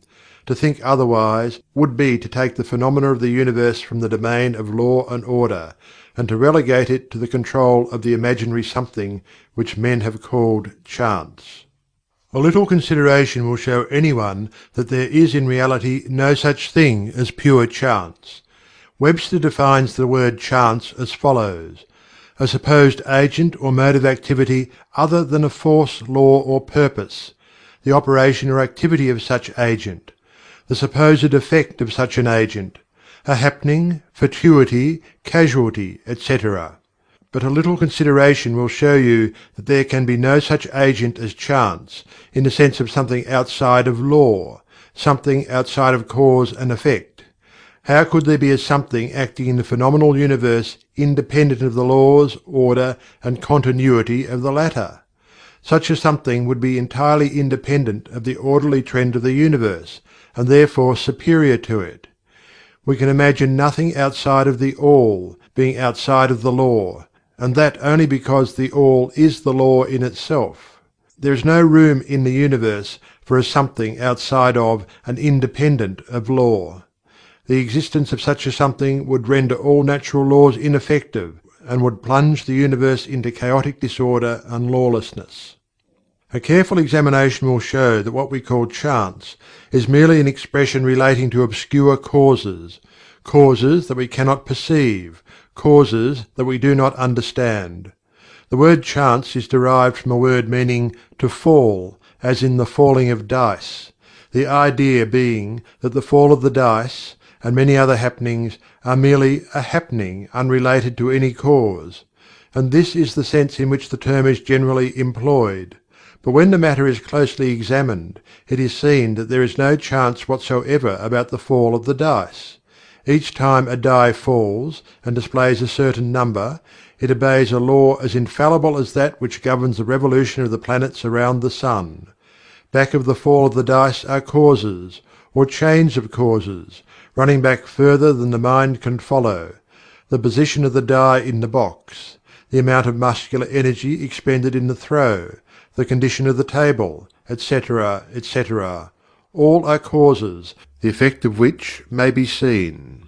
But back of these seen causes there are chains of unseen preceding causes, all of which had a bearing upon the number of the die which fell uppermost. If a die be cast a great number of times, it will be found that the numbers shown will be about equal, that is, there will be an equal number of 1 spot, 2 spot, etc., coming uppermost. Toss a penny in the air, and it may come down either heads or tails, but make a sufficient number of tosses, and the heads and tails will about even up. This is the operation of the law of average, but both the average and the single toss come under the law of cause and effect, and if we were able to examine into the preceding causes, it would be clearly seen that it was simply impossible for the die to fall other than it did, under the same circumstances and at the same time. Given the same causes, the same results will follow. There is always a cause and a because to every event. Nothing ever happens without a cause, or rather a chain of causes. Some confusion has arisen in the minds of persons considering this principle, from the fact that they were unable to explain how one thing could cause another thing, that is, be the creator of the second thing. As a matter of fact, no thing ever causes or creates another thing. Cause and effect deals merely with events. An event is that which comes, arrives, or happens as a result or consequent of some preceding event. No event creates another event, but is merely a preceding link in the great orderly chain of events flowing from the creative energy of the All. There is a continuity between all events precedent, consequent, and subsequent. There is a relation existing between everything that has gone before and everything that follows. A stone is dislodged from a mountainside and crashes through a roof of a cottage in the valley below. At first sight we regard this as a chance effect, but when we examine the matter we find a great chain of causes behind it. In the first place there was a rain which softened the earth supporting the stone, and which allowed it to fall. Then back of that was the influence of the sun, other rains, etc., which gradually disintegrated the piece of rock from a larger piece. Then there were causes which led to the formation of the mountain, and its upheaval by convulsions of nature, and so on ad infinitum. Then we might follow up the causes behind the rain, etc. Then we might consider the existence of the roof. In short, we would soon find ourselves involved in a mesh of cause and effect, from which we would soon strive to extricate ourselves. Just as a man has 2 parents, and 4 grandparents, and 8 great-grandparents, and 16 great-great-grandparents, and so on until when, say, 40 generations are calculated, the numbers of ancestors run into many millions. So it is with a number of causes behind even the most trifling event or phenomena, such as the passage of a tiny speck of soot before your eye. It is not an easy matter to trace the bit of soot back to the early period of the world's history, when it formed part of a massive tree trunk, which was afterwards converted into coal, and so on, until as the speck of soot it now passes before your vision on its way to other adventures. And a mighty chain of events, causes and effects brought it to its present condition, and the latter is but one of the chain of events which will go on to produce other events hundreds of years from now. One of the series of events arising from the tiny bit of soot was the writing of these lines, which caused the typesetter to perform certain work, the proofreader to do likewise, and which will arouse certain thoughts in your mind and that of others, which in turn will affect others, and so on, and on, and on, beyond the ability of man to think further, and all from the passage of a tiny bit of soot, all of which shows the relativity and association of things, and the further fact that there is no great, there is no small, in the mind that causeth all. Stop to think a moment. If a certain man had not met a certain maid away back in the dim period of the Stone Age, you who are now reading these lines would not now be here. And if, perhaps, the same couple had failed to meet, we who now write these lines would not now be here. And the very act of writing, on our part, and the act of reading, on yours, will affect not only the respective lives of yourself and ourselves, but will also have a direct or indirect effect upon many other people now living and who will live in the ages to come. Every thought we think, every act we perform, has its direct and indirect results which fit into the great chain of cause and effect.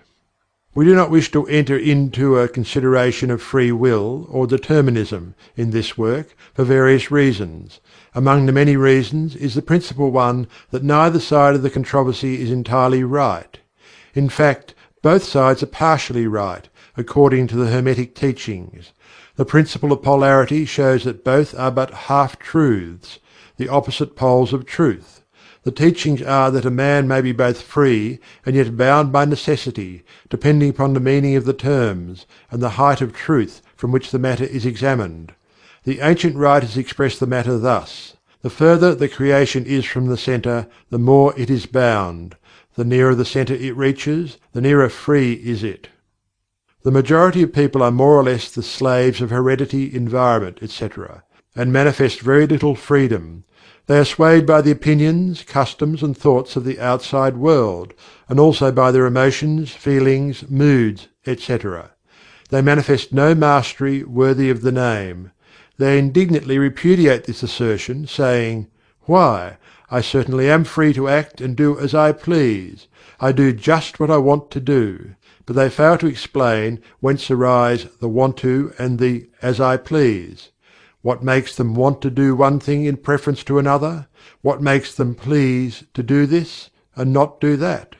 Is there no "because" to their pleasing and wanting? The Master can change these pleases and wants into others at the opposite end of the mental pole. He is able to will, instead of to will because some feeling, mood, emotion, or environmental suggestion arouses a tendency or desire within him so to do. The majority of people are carried along like the falling stone, obedient to environment, outside influences, and internal moods, desires, etc., not to speak of the desires and wills of others stronger than themselves, heredity, environment, and suggestion, carrying them along without resistance on their part or the exercise of the will. Moved like the pawns on the checkerboard of life, they play their parts and are laid aside after the game is over. But the Masters, knowing the rules of the game, rise above the plane of material life, and placing themselves in touch with the higher powers of their nature, dominate their own moods, characters, qualities, and polarity, as well as the environment surrounding them, and thus become movers in the game, instead of pawns, causes instead of effects. The Masters do not escape the causation of the higher planes, but fall in with the higher laws, and thus master circumstances on the lower plane. They thus form a conscious part of the law, instead of being mere blind instruments. While they serve on the higher planes, they rule on the material plane.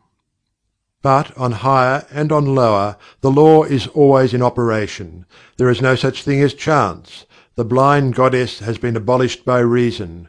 We are able to see now, with eyes made clear by knowledge, that everything is governed by universal law, that the infinite number of laws are but manifestations of the one great law, the law which is the All. It is true indeed that not a sparrow drops unnoticed by the mind of the All, that even the hairs on our head are numbered, as the scriptures have said. There is nothing outside of law, nothing that happens contrary to it. And yet, do not make the mistake of supposing that man is but a blind automaton. Far from that. The Hermetic teachings are that man may use law to overcome laws, and that the higher will always prevail against the lower, until at last he has reached the stage in which he seeks refuge in the law itself, and laughs the phenomenal laws to scorn. Are you able to grasp the inner meaning of this? End of chapter 12 of the Kybalion by 3 Initiates. Chapter 13. Gender. Gender is in everything. Everything has its masculine and feminine principles. Gender manifests on all planes. The Kybalion. The great seventh Hermetic principle, the principle of gender, embodies the truth that there is gender manifested in everything, that the masculine and feminine principles are ever present and active in all phases of phenomena, on each and every plane of life. At this point we think it well to call your attention to the fact that gender, in its Hermetic sense, and sex, in the ordinarily accepted use of the term, are not the same. The word gender is derived from the Latin root meaning to beget, to procreate, to generate, to create, to produce. A moment's consideration will show you that the word has a much broader and more general meaning than the term sex, the latter referring to the physical distinctions between male and female living things. Sex is merely a manifestation of gender on a certain plane of the great physical plane, the plane of organic life. We wish to impress this distinction upon your minds, for the reason that certain writers, who have acquired a smattering of the Hermetic philosophy, have sought to identify this seventh Hermetic principle with wild and fanciful, and often reprehensible theories and teachings regarding sex. The office of gender is solely that of creating, producing, and generating, etc., and its manifestations are visible on every plane of phenomena. It is somewhat difficult to produce proofs of this along scientific lines, for the reason that science has not as yet recognized this principle as of universal application. But still some proofs are forthcoming from scientific sources.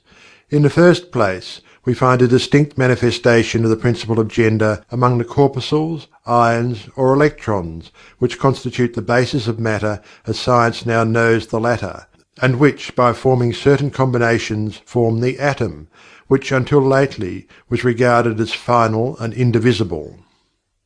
The latest word of science is that the atom is composed of a multitude of corpuscles, electrons, or ions, the various names being applied by different authorities, revolving around each other and vibrating at a high degree and intensity.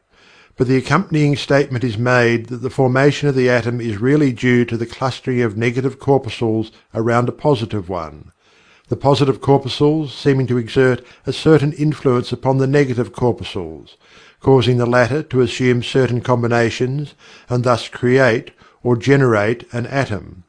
This is in line with the most ancient Hermetic teachings, which have always identified the masculine principle of gender with the positive, and the feminine with the negative poles of electricity, so called. Now a word at this point regarding this identification. The public mind has formed an entirely erroneous impression regarding the qualities of the so-called negative pole of electrified or magnetized matter. The terms positive and negative are very wrongly applied to this phenomenon by science. The word positive means something real and strong, as compared with the negative unreality or weakness.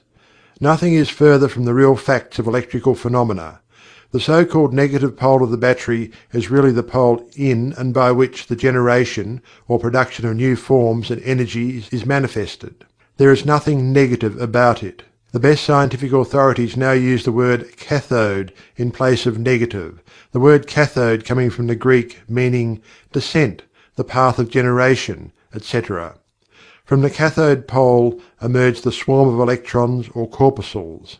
From the same pole emerge those wonderful rays which have revolutionized scientific conceptions during the past decade. The cathode pole is the mother of all the strange phenomena which have rendered useless the old textbooks, and which have caused many long accepted theories to be relegated to the scrap pile of scientific speculation.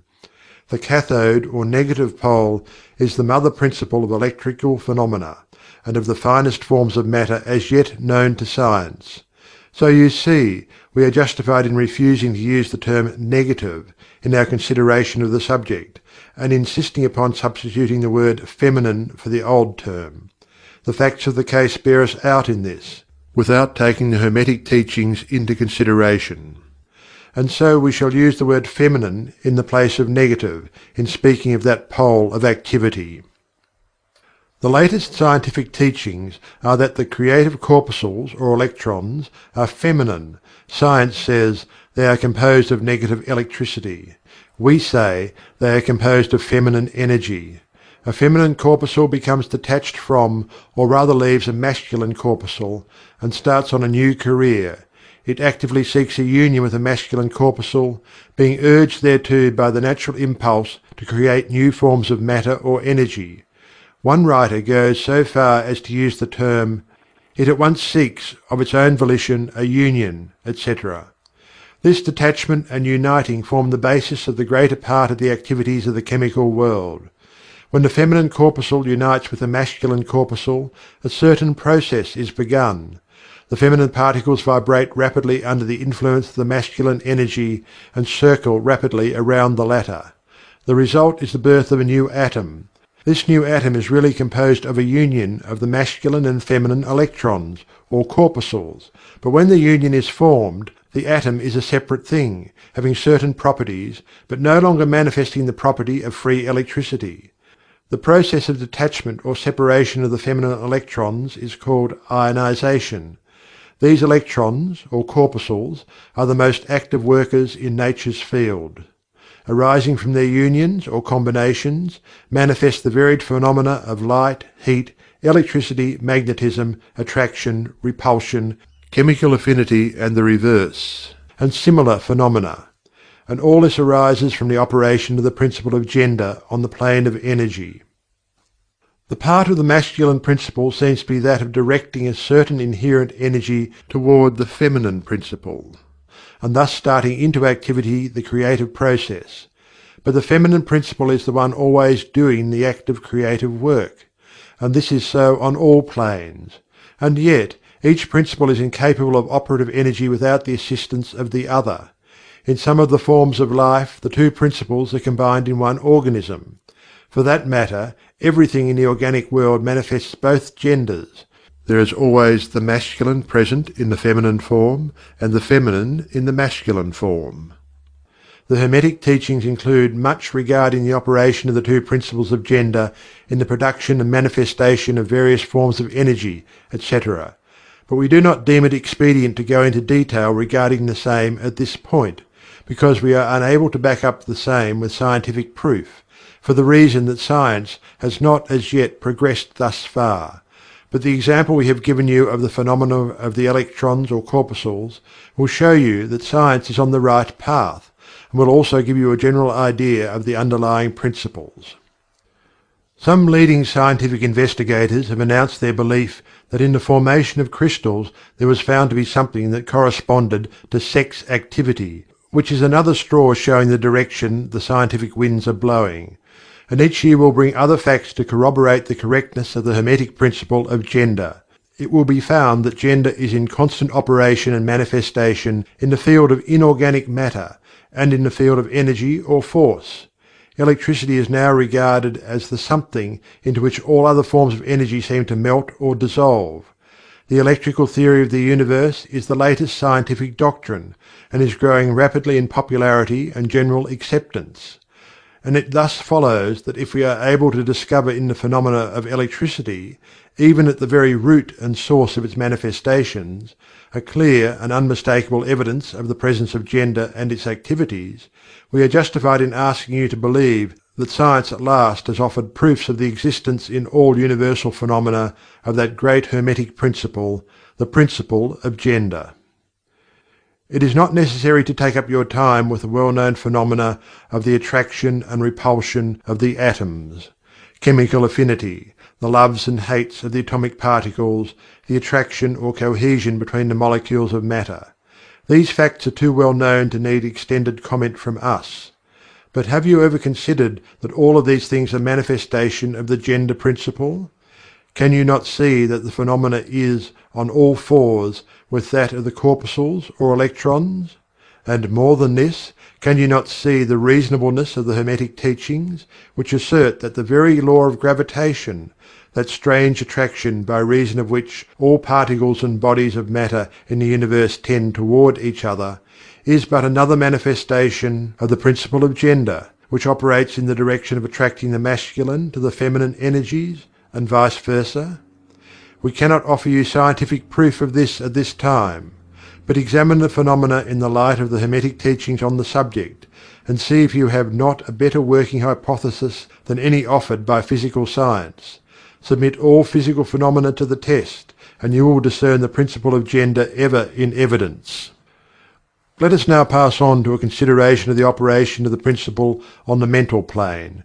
Many interesting features are there awaiting examination. End of chapter 13 of the Kybalion by 3 initiates. Chapter 14. Mental Gender. Students of psychology who have followed the modern trend of thought along the lines of mental phenomena are struck by the persistence of the dual mind idea, which has manifested itself so strongly during the past 10 or 15 years, and which has given rise to a number of plausible theories regarding the nature and constitution of these two minds. The late Thomson J. Hudson attained great popularity in 1893 by advancing his well-known theory of the objective and subjective minds, which he held existed in every individual. Other writers have attracted almost equal attention by the theories regarding the conscious and subconscious minds, the voluntary and involuntary minds, the active and passive minds, etc., etc. The theories of the various writers differ from each other, but there remains the underlying principle of the duality of mind. The student of the Hermetic philosophy is tempted to smile when he reads and hears of these many new theories regarding the duality of mind, each school adhering tenaciously to its own pet theories, and each claiming to have discovered the truth. The student turns back the pages of occult history, and away back in the dim beginnings of occult teachings he finds references to the ancient Hermetic doctrine of the principle of gender on the mental plane, the manifestation of mental gender. And examining further, he finds that the ancient philosophy took cognizance of the phenomenon of the dual mind, and accounted for it by the theory of mental gender. This idea of mental gender may be explained in a few words to students who are familiar with the modern theories just alluded to. The masculine principle of mind corresponds to the so-called objective mind, conscious mind, voluntary mind, active mind, etc., and the feminine principle of mind corresponds to the so-called subjective mind, subconscious mind, involuntary mind, passive mind, etc. Of course, the Hermetic teachings do not agree with the many modern theories regarding the nature of the two phases of mind, nor does it admit many of the facts claimed for the two respective aspects, some of the said theories and claims being very far-fetched and incapable of standing the test of experiment and demonstration. We point to the phases of agreement merely for the purpose of helping the student to assimilate his previously acquired knowledge with the teachings of the Hermetic philosophy. Students of Hudson will notice the statement at the beginning of his second chapter of the law of psychic phenomena. The mystic jargon of the Hermetic philosophers discloses the same general idea, that is, the duality of mind. If Dr. Hudson had taken the time and trouble to decipher a little of the mystic jargon of the Hermetic philosophy, he might have received much light upon the subject of the dual mind. But then, perhaps, his most interesting work might not have been written. Let us now consider the Hermetic teachings regarding mental gender. The Hermetic teachers impart their instruction regarding this subject by bidding their students examine the report of their consciousness regarding their self. The students are bidden to turn their attention inward upon the self dwelling within each. Each student is led to see that his consciousness gives him first a report of the existence of his self. The report is, "I am." This at first seems to be the final words from the consciousness, but a little further examination discloses the fact that this "I am" may be separated or split into two distinct parts or aspects, which, while working in unison and in conjunction, yet nevertheless may be separated in consciousness.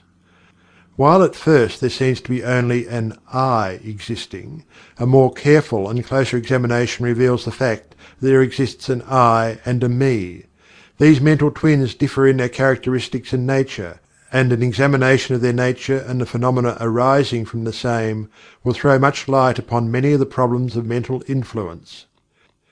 Let us begin with a consideration of the "me," which is usually mistaken for the "I" by the student, until he presses the inquiry a little further back into the recesses of consciousness. A man thinks of his self, in its aspect of "me," as being composed of certain feelings, tastes, likes, dislikes, habits, peculiar ties, characteristics, etc., all of which go to make up his personality, or the self known to himself and others. He knows that these emotions and feelings change, are born and die away, are subject to the principle of rhythm and the principle of polarity, which take him from one extreme of feeling to another. He also thinks of the "me" as being certain knowledge gathered together in his mind, and thus forming part of himself. This is the "me" of a man. But we have proceeded too hastily. The "me" of many men may be said to consist largely of their consciousness of the body and their physical appetites, etc. Their consciousness being largely bound up with their bodily nature, they practically live there. Some men even go so far as to regard their personal apparel as part of their "me," and actually seem to consider it a part of themselves. A writer has humorously said that men consist of three parts: soul, body, and clothes. These clothes-conscious people would lose their personality if divested of their clothing by savages upon the occasion of a shipwreck. But even many who are not so closely bound up with the idea of personal raiment stick closely to the consciousness of their bodies being their "me." They cannot conceive of a self independent of the body. Their mind seems to them to be practically a something belonging to their body, which in many cases it is indeed. But as a man rises in the scale of consciousness, he is able to disentangle his "me" from his idea of body, and is able to think of his body as belonging to the mental part of him. But even then he is very apt to identify the "me" entirely with the mental states, feelings, etc., which he feels to exist within him. He is very apt to consider these internal states as identical with himself, instead of their being simply things produced by some part of his mentality and existing within him, of him and in him, but still not himself. He sees that he may change these internal states of feelings by an effort of will, and that he may produce a feeling or state of an exactly opposite nature in the same way, and yet the same "me" exists. And so, after a while, he is able to set aside these various mental states, emotions, feelings, habits, qualities, characteristics, and other personal mental belongings. He is able to set them aside in the "not me" collection of curiosities and encumbrances, as well as valuable possessions. This requires much mental concentration and power of mental analysis on the part of the student. But still the task is possible for the advanced student, and even those not so far advanced are able to see, in the imagination, how the process may be performed. After this laying aside process has been performed, the student will find himself in conscious possession of a self, which may be considered in its "I" and "me" dual aspects. The "me" will be felt to be a something mental, in which thoughts, ideas, emotions, feelings, and other mental states may be produced. It may be considered as the "mental womb," as the ancients styled it, capable of generating mental offspring. It reports to the consciousness as a "me," with latent powers of creation and generation of mental progeny of all sorts and kinds. Its powers of creative energy are felt to be enormous. But still it seems to be conscious that it must receive some form of energy from either its "I" companion, or else from some other "I," ere it is able to bring into being its mental creations. This consciousness brings with it a realization of an enormous capacity for mental work and creative ability. But the student soon finds that this is not all that he finds within his inner consciousness.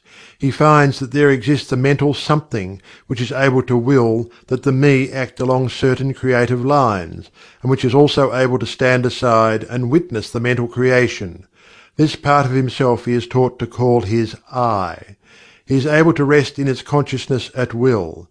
he finds there is not a consciousness of an ability to generate and actively create, in the sense of the gradual process attendant upon mental operations, but rather a sense and consciousness of an ability to project an energy from the I to the Me, a process of willing that the mental creation begin and proceed.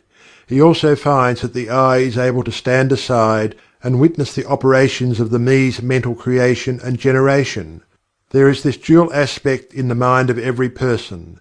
The I represents the masculine principle of mental gender, the Me represents the female principle. The I represents the aspect of being, the Me the aspect of becoming. You will notice that the principle of correspondence operates on this plane just as it does upon the great plane upon which the creation of universes is performed. These two are similar in kind, although vastly different in degree. As above, so below. As below, so above. These aspects of mind, the masculine and feminine principles, the I and the Me, considered in connection with the well-known mental and psychic phenomena, give the master key to these dimly known regions of mental operation and manifestation. The principle of mental gender gives the truth underlying the whole field of the phenomena of mental influence, etc. The tendency of the feminine principle is always in the direction of receiving impressions, while the tendency of the masculine principle is always in the direction of giving out or expressing. The feminine principle has a much more varied field of operation than has the masculine principle. The feminine principle conducts the work of generating new thoughts, concepts, ideas, including the work of the imagination. The masculine principle contents itself with the work of the will, in its varied phases. And yet, without the active aid of the will of the masculine principle, the feminine principle is apt to rest content with generating mental images which are the result of impressions received from outside, instead of producing original mental creations. Persons who can give continued attention and thought to a subject actively employ both of the mental principles, the feminine in the work of active mental generation, and the masculine will in stimulating and energizing the creative portion of the mind. The majority of persons really employ the masculine principle but little, and are content to live according to the thoughts and ideas instilled into the Me from the I of other minds. But it is not our purpose to dwell upon this phase of the subject, which may be studied from any good textbook upon psychology, with the key that we have given you regarding mental gender. The student of psychic phenomena is aware of the wonderful phenomena classified under the head of telepathy, thought transference, mental influence, suggestion, hypnotism, etc. Many have sought for an explanation of these varied phases of phenomena under the theories of the various dual mind teachers, and in a measure they are right, for there is clearly a manifestation of two distinct phases of mental activity. But if such students will consider these dual minds in the light of the Hermetic teachings regarding vibrations and mental gender, they will see that the long sought for key is at hand. In the phenomena of telepathy it is seen how the vibratory energy of the masculine principle is projected toward the feminine principle of another person, and the latter takes the seed thought and allows it to develop into maturity. In the same way suggestion and hypnotism operates. The masculine principle of the person giving the suggestions directs a stream of vibratory energy or willpower toward the feminine principle of the other person, and the latter accepting it makes it its own and acts and thinks accordingly. An idea thus lodged in the mind of another person grows and develops, and in time is regarded as the rightful mental offspring of the individual, whereas it is in reality like the cuckoo egg placed in the sparrow's nest, where it destroys the rightful offspring and makes itself at home. The normal method is for the masculine and feminine principles in a person's mind to coordinate and act harmoniously in conjunction with each other. But, unfortunately, the masculine principle in the average person is too lazy to act. The display of willpower is too slight, and the consequence is that such persons are ruled almost entirely by the minds and wills of other persons, whom they allow to do their thinking and willing for them. How few original thoughts or original actions are performed by the average person! Are not the majority of persons mere shadows and echoes of others having stronger wills or minds than themselves? The trouble is that the average person dwells almost altogether in his me consciousness, and does not realize that he has such a thing as an I. He is polarized in his feminine principle of mind, and the masculine principle, in which is lodged the will, is allowed to remain inactive and is not employed. The strong men and women of the world invariably manifest the masculine principle of will, and their strength depends materially upon this fact. Instead of living upon the impressions made upon their minds by others, they dominate their own minds by their will, obtaining the kind of mental images desired, and moreover dominate the minds of others likewise, in the same manner. Look at the strong people, how they manage to implant their seed thoughts in the minds of the masses of the people, thus causing the latter to think thoughts in accordance with the desires and wills of the strong individuals. This is why the masses of people are such sheep-like creatures, never originating an idea of their own, nor using their own powers of mental activity.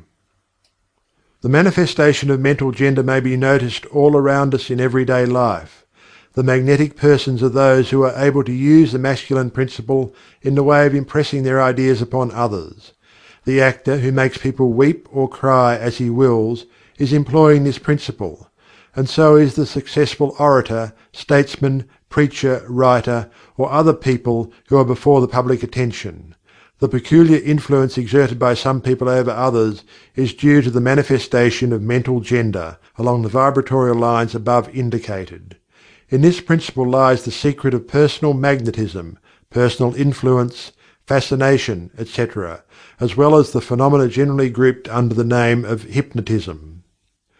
The student who has familiarized himself with the phenomena generally spoken of as psychic will have discovered the important part played in the said phenomena by that force which science has styled suggestion, by which term is meant the process or method whereby an idea is transferred to or impressed upon the mind of another, causing the second mind to act in accordance therewith. A correct understanding of suggestion is necessary in order to intelligently comprehend the varied psychic phenomena which suggestion underlies. But still more is a knowledge of vibration and mental gender necessary for the student of suggestion, for the whole principle of suggestion depends upon the principle of mental gender and vibration. It is customary for the writers and teachers of suggestion to explain that it is the objective or voluntary mind which makes the mental impression, or suggestion, upon the subjective or involuntary mind. But they do not describe the process, or give us any analogy in nature whereby we may more readily comprehend the idea. But if you will think of the matter in the light of the Hermetic teachings, you will be able to see that the energizing of the feminine principle by the vibratory energy of the masculine principle is in accordance to the universal laws of nature, and that the natural world affords countless analogies whereby the principle may be understood. In fact, the Hermetic teachings show that the very creation of the universe follows the same law, and that in all creative manifestations, upon the planes of the spiritual, mental, and the physical, there is always in operation this principle of gender, this manifestation of the masculine and the feminine principles. As above, so below; as below, so above. And more than this, when the principle of mental gender is once grasped and understood, the varied phenomena of psychology at once becomes capable of intelligent classification and study, instead of being very much in the dark. The principle works out in practice, because it is based upon the immutable universal laws of life. We shall not enter into an extended discussion of, or description of, the varied phenomena of mental influence or psychic activity. There are many books, many of them quite good, which have been written and published on this subject of late years. The main facts stated in these various books are correct, although the several writers have attempted to explain the phenomena by various pet theories of their own. The student may acquaint himself with these matters, and by using the theory of mental gender, be able to bring order out of the chaos of conflicting theory and teachings, and may, moreover, readily make himself a master of the subject, if he be so inclined. The purpose of this work is not to give an extended account of psychic phenomena, but rather to give to the student a master key whereby he may unlock the many doors leading into the parts of the temple of knowledge which he may wish to explore. We feel that, in this consideration of the teachings of the Kybalion, one may find an explanation which will serve to clear away many perplexing difficulties, a key that will unlock many doors. What is the use of going into detail regarding all of the many features of psychic phenomena and mental science, provided we place in the hands of the student the means whereby he may acquaint himself fully regarding any phase of the subject which may interest him? With the aid of the Kybalion, one may go through any occult library anew, the old light from Egypt illuminating many dark pages and obscure subjects. That is the purpose of this book. We do not come expounding a new philosophy, but rather furnishing the outlines of a great world-old teaching which will make clear the teachings of others, which will serve as a great reconciler of differing theories and opposing doctrines. End of chapter 14 of the Kybalion by 3 Initiates.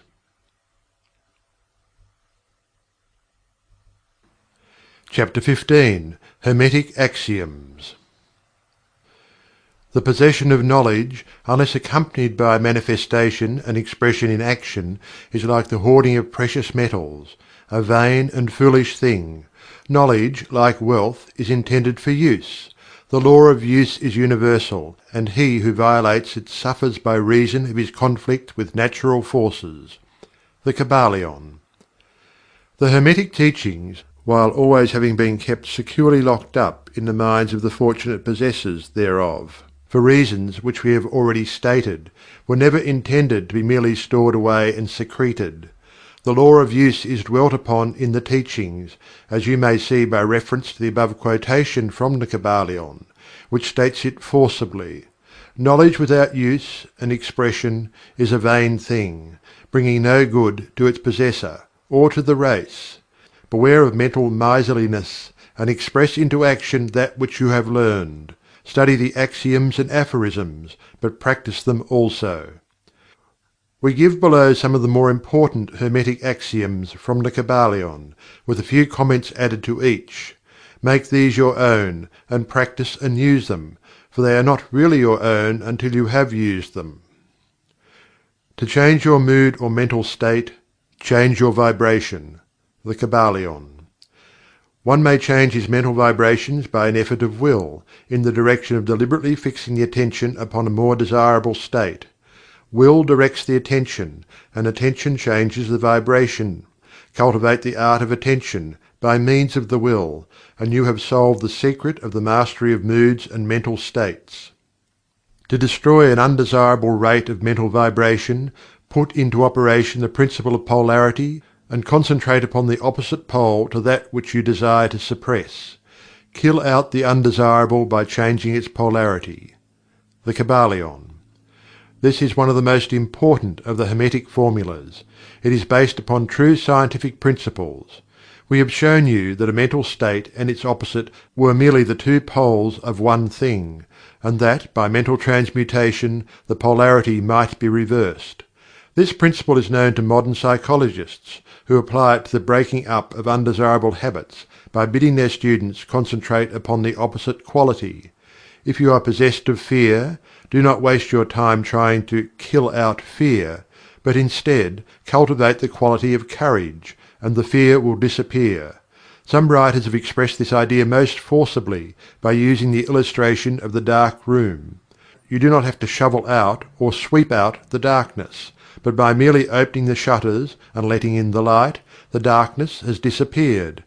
To kill out a negative quality, concentrate upon the positive pole of that same quality, and the vibrations will gradually change from negative to positive, until finally you will become polarized on the positive pole instead of the negative.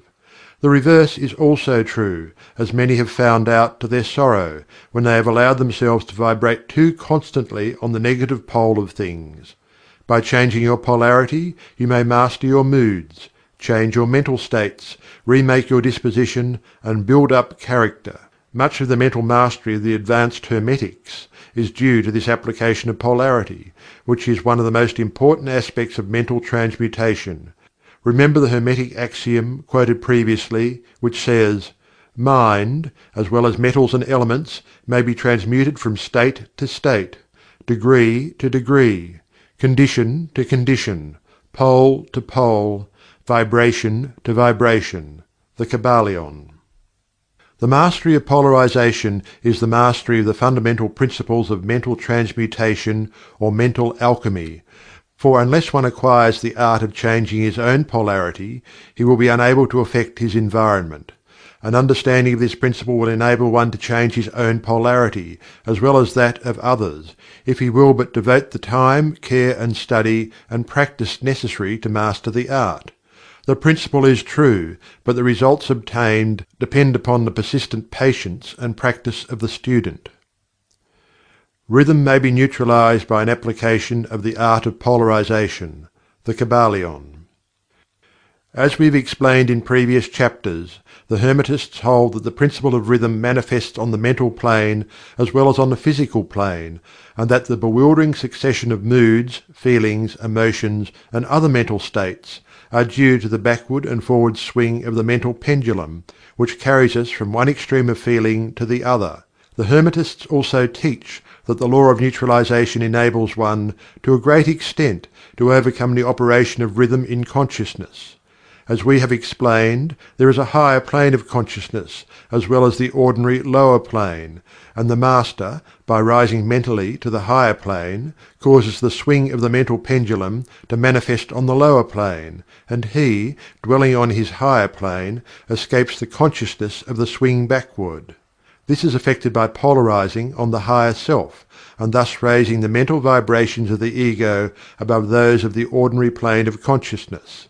It is akin to rising above a thing and allowing it to pass beneath you. The advanced Hermetist polarizes himself at the positive pole of his being, the I Am pole, rather than the pole of personality, and by refusing and denying the operation of rhythm, raises himself above its plane of consciousness, and standing firm in his statement of being, he allows the pendulum to swing back on the lower plane without changing his polarity. This is accomplished by all individuals who have attained any degree of self-mastery, whether they understand the law or not.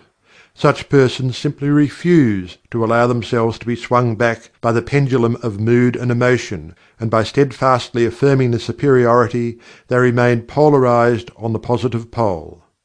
The Master, of course, attains a far greater degree of proficiency, because he understands the law which he is overcoming by a higher law, and by the use of his will he attains a degree of poise and mental steadfastness almost impossible of belief on the part of those who allow themselves to be swung backward and forward by the mental pendulum of moods and feelings. Remember always, however, that you do not really destroy the principle of rhythm, for that is indestructible. You simply overcome one law by counterbalancing it with another, and thus maintain an equilibrium. The laws of balance and counterbalance are in operation on the mental as well as on the physical planes, and an understanding of these laws enables one to seem to overthrow laws, whereas he is merely exerting a counterbalance. Nothing escapes the principle of cause and effect, but there are many planes of causation, and one may use the laws of the higher to overcome the laws of the lower. The Kybalion. By an understanding of the practice of polarization, the Hermetists rise to a higher plane of causation, and thus counterbalance the laws of the lower planes of causation. By rising above the plane of ordinary causes, they become themselves, in a degree, causes, instead of being merely caused. By being able to master their own moods and feelings, and by being able to neutralize rhythm, as we have already explained, they are able to escape a great part of the operations of cause and effect on the ordinary plane. The masses of people are carried along, obedient to their environment, the wills and desires of others stronger than themselves, the effects of inherited tendencies, the suggestions of those about them, and other outward causes, which tend to move them about on the chessboard of life like mere pawns.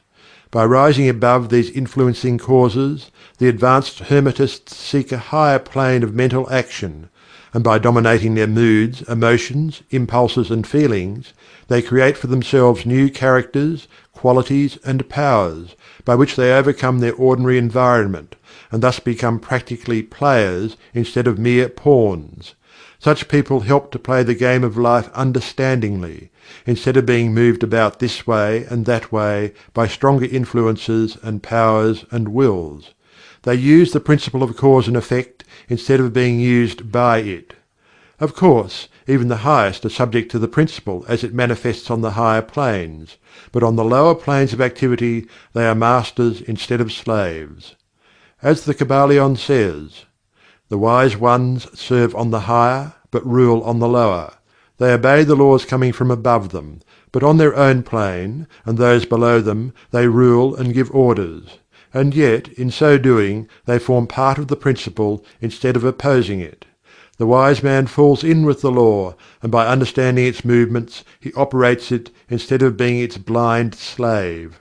Just as does the skilled swimmer turn this way and that way, going and coming as he will, instead of being as the log which is carried here and there, so is the wise man as compared to the ordinary man. And yet both swimmer and log, wise man and fool, are subject to law. He who understands this is well on the road to mastery." The Kybalion. In conclusion, let us again call your attention to the Hermetic axiom: "True Hermetic transmutation is a mental art." The Kybalion. In the above axiom, the Hermetists teach that the great work of influencing one's environment is accomplished by mental power. The universe being wholly mental, it follows that it may be ruled only by mentality. And in this truth is to be found an explanation of all the phenomena and manifestations of the various mental powers which are attracting so much attention and study in these earlier years of the 20th century. Back of and under the teachings of the various cults and schools remains ever constant the principle of the mental substance of the universe. If the universe be mental in its substantial nature, then it follows that mental transmutation must change the conditions and phenomena of the universe. If the universe is mental, then mind must be the highest power affecting its phenomena. If this be understood, then all the so-called miracles and wonder workings are seen plainly for what they are. The All is Mind. The Universe is Mental. The Kybalion. End of chapter 15. End of the Kybalion by 3 initiates. Recorded by Algie Pug.